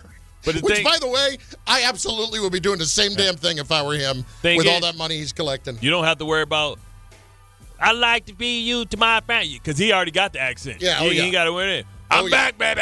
Oh, yeah. Go Tiger. Yeah. Gator boys are back. And then last one, primetime. Dion. Everybody wants quick fixes. Colorado, as you may know, struggling a bit this year. What do you know? No Shedeur Sanders, no Travis Hunter. Here's Dion. Everything is expeditious in this country. Everyone wants the quick fix, the quick things. You got mail order brides too, right? You get married, right away. You could get a BBL. You could come in here for flat as I don't know what and leave thick as a Snicker. put as only primetime can put it. But I do love now it's like primetime preaching patience. After before, it's right. I got my own baggage and it's Gucci or Louis Vuitton. I mean, man, it's tough out in these streets, man. Like, and they still get a lot of attention. He's still good for business because they got that contract. You gonna catch him on Fox all the time. You know what I mean? Yep. So he got the TV deal. He's done his job. Now he's got to get back winning, and without a stacked team with a Heisman winning DB / receiver. Plus his son. Now, they did get the number one quarterback recruit, or one of them, to come commit. He's not starting, but he should be their future. And so we'll see what happens. Let's see if the shine is kind of falling off Dion and what he brings, or let's see if he can recruit, because that's what it's going to come down to. Bart Carlin, ESPN New York. Game time brought to you by Tullamore Dew Irish Whiskey, because when it's game time, it's Tully time. 7:30. Islanders are in Carolina to play the Hurricanes. 9 o'clock. Rangers, Edmonton to play the Oilers. Coverage begins at 8:30 right here on ESPN New York. And 10 o'clock, the Devils are in San Jose to play the Sharks. Tullamore Dew is the original triple distilled, triple blended, triple cask matured Irish whiskey. Be sure to grab a Tullamore Dew or try the new Tullamore Dew Honey during today's action. Glasses up to enjoying Tullamore Dew responsibly. Free for all. All you at 800-919-3776. Lines are open for you on the Jets and the trade deadline and whether or not Quinnen Williams should be available. The same for Dexter Lawrence and the Giants and Cat, and the continued problem that the Knicks are going to have with him all season long. John Ryan. Yeah, Dad. I think I came up with a killer slogan for our law firm. D'Agostino and Associates, bite back. Bite back? Yeah, when someone hurts you, you bite back. We'll be the law firm that bites back. Dad, that's brilliant. Accident victims, call D'Agostino and Associates and bite back. Hey, we could even put a big vicious dog on billboards everywhere. Yeah, and Rottweilers on buses. Hey, how about a toll-free number? What are you thinking? Like 1-800-BITE-BACK. 1-800-BITE-BACK. That's brilliant. But what if people hear fight back? Easy. I'll spell it out for them, like 1-800-BITE. Back. 1-800-BITE-BACK. That's 1-800-248-3222. Love it. Hey, Dad. Yeah? All this talk about biting back got me hungry. Me too. Want to grab lunch? Sure. Hey, how about a jingle? You mean like D'Agostino, law, bite back? There he goes to the 20, 10, 5. That's a Jet touchdown! That's a Jet touchdown! Jets fans, be there at MetLife Stadium to see the New York Jets take on the Cleveland Browns on Sunday, November 9th at 1 p.m., presented by Verizon. Don't miss your chance to experience the excitement of game day at MetLife Stadium and cheer on your Jets. Lock in your seats at nyjets.com/tickets and get ready to clear the runway. Right now at Bay Ridge Honda, fall into savings with unstoppable savings across their full lineup of Honda cars, trucks, SUVs, hybrids, and EVs during the Fall for Honda sales event. You can get the HR-V all-wheel drive LX for $299 a month with 0 down during the Fall for Honda sales event. Plus, receive thousands in benefits and savings with their Bay Ridge Plus Advantage plan. Upfront pricing, total peace of mind. Visit BayRidgeHonda.com. 39 months lease, 10,000 miles per year, 0 down plus tax, tag, and fees. See dealer for full details. Hey, it's Alan Hahn. Let me tell you about my friends at Bath Fitter. They remodeled the bath by my pool. They converted a tub into a shower. The result is amazing. Bath Fitter offers all types of custom bath renovations, including their unique PermaFit solution for a watertight fit. It's done in one day, easy to clean, and durable with no demo or mess, and it costs less than a standard replacement. Plus, a lifetime guarantee. Right now, you get no money down, no payments, or interest until 2027. So start designing your bath today at bathfitter.com. There's only one Bath Fitter.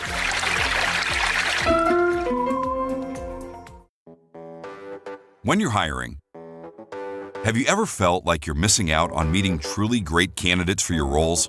It seems impossible to find them, but they have to be out there somewhere, right? Well, they're not hard to find when you know where to go, and that place is ZipRecruiter. And right now, you can try ZipRecruiter for free at ZipRecruiter.com/ESPN. ZipRecruiter helps 10 million people with their job search every day. And because these people are actively looking for jobs just like yours, it's easy to find the right person right away. In fact, 4 out of 5 employers who post on ZipRecruiter get a quality candidate within the first day. But if you're not using ZipRecruiter, you're missing out. So see what it's like when the impossible is easy. When you go to ZipRecruiter.com/ESPN right now to try ZipRecruiter for free. Once again, that's ZipRecruiter.com/ESPN. ZipRecruiter.com/ESPN. Never miss out on great candidates with ZipRecruiter. This college football moment is brought to you by ServPro. College football teams have moments they recovered from and made it like it never even happened. Like on September 24, 2016, when Tulsa found themselves down 31-0 to Fresno State with 10 minutes left in the second quarter. Tulsa fought back to tie the game at 41. And then won 48-41 in double overtime. ServPro, like it never even happened. At AT&T, we guarantee our network so you can talk college football with your BFF while taking Buster to the vet.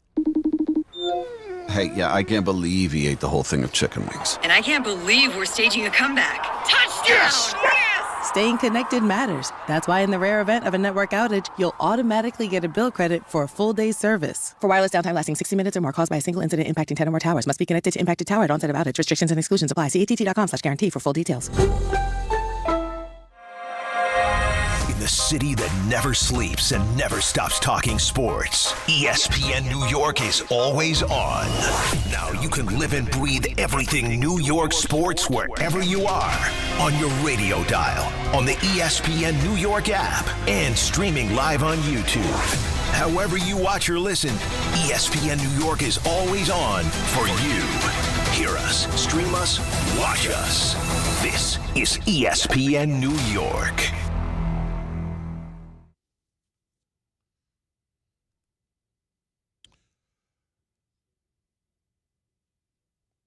Going back to Jason McCourty earlier, we had him on as we do every Thursday at 10:30 here on Bart Carlin on ESPN New York. We were talking about the trade deadline coming up and how the deadline is an interesting one for the Jets this year because you are nowhere near where you expected to be. And you have some attractive pieces, but one of them is a guy like Quinnen Williams. And so when you're trying to position yourself for the future, we asked Jason about this, about balancing that versus continuing to try to build a winning culture if you're Aaron Glenn, and the importance of continuing to win games, even though it may not be as good, may not mean as good of a draft pick. With a guy like Quinnen Williams, you have to decide, is it more important to have a dominant interior defender for now and for the future, or is it worth giving up Quinnen Williams for a first-round draft pick and hoping that that guy becomes a Quinnen Williams? Because to me, when it comes to winning games and building culture, that always has to be paramount. I've been a part of organizations where you're in a season and you're saying, you know what, we're going to lose this year. We know that, but we're doing it to build for the years to come. And you start to build a losing culture, and you look up and you get better players on your team, but you have bad veterans on your team too. So you're bringing in these young guys to a culture and an environment that is not conducive to winning football games. And you look up and you have players on your team that they leave eventually and they become superstars in other programs and other organizations because it's built to win, and you bring them into a culture that's going to help kind of manufacture and help them grow and cultivate into the players that they have the potential to become. You've spoken about this before. It just kind of struck me, and I really wasn't considering it when thinking about it, though. But the idea of you can have veterans here, but if they've been through an awful lot of losing, they're not necessarily the kind of veterans you want to have around. Yeah, because they develop bad habits, right? And it's tough to stay positive.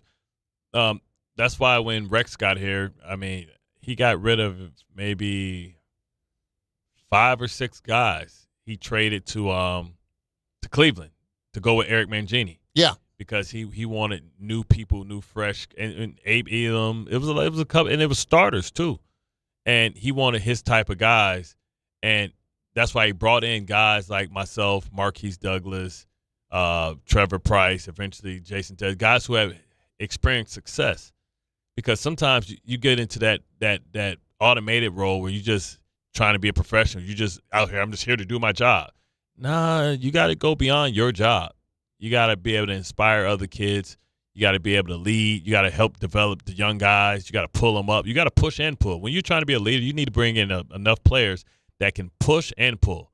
You know what I mean? Because, yeah, it's going to be a certain people that's going to ride with the pack, but your real improvement comes when you take the back end of your roster and you elevate them. And you only do that by spending time and helping them, bridge the gap. So the Jets make the trade yesterday with Michael Carter, and they get John Mechie. Very smart. And you love this trade not just because of the money, but because of the possibility of what Mechie could be. Yeah, you just hope that Mechie, because he came in, he had the illness. They had high hopes for him in Houston, but when they decided to spend money, Nico Collins, Tank Dell, and then eventually Stephon Diggs was there, it was just no space for him. And then so he gets traded to Philly, and then you look up A.J. Brown, Devontae Smith, Dotson, really no space for him there. So we don't know if he can't play. It's a second-round draft pick. You're dumping his salary with Michael Carter, and you're getting a higher draft pick, so that can help. You can use that to try and trade to move up the draft board. But also you have potentially a guy that didn't have the start to his career that he wanted, but is going to be very hungry, and all he may need is a opportunity. He's a second-round draft pick. I guess my issue is more based in what they're going to do with Quinnen on, is it better to position themselves in the next year or two to get as many assets as they can to make sure they get the quarterback? Because all we talk about is that they don't have the quarterback, and you can have everything else, but that's not going to matter. So you do have a dominant player at one position, but is it a position that is worth having a dominant player at when you don't have the most important one? I think the Jets are going to be in a position where if they think that it's a quarterback here that they can get, they don't need to have an extra first-round draft pick for Quinnen Williams to be able to find that player and to draft that player. So at this point, with where we're at, we're going to have a high pick, and we can throw in some compensatory picks that we're going to get. We hired a minority coach, so we're going to get some stuff. We had one before our other coaches left, Saleh. We're going to be able to get some extra assets. So I lean on that. I just don't know if I could be 100% sure if I want to let one of the best players in his position walk away before he's about to enter his prime, when I can just sit there. Now, if it was for Michael Parsons, because guess what? That's a player that we deem better and younger and somebody that can be around a lot longer to help, mend defenses and be able to turn the program around.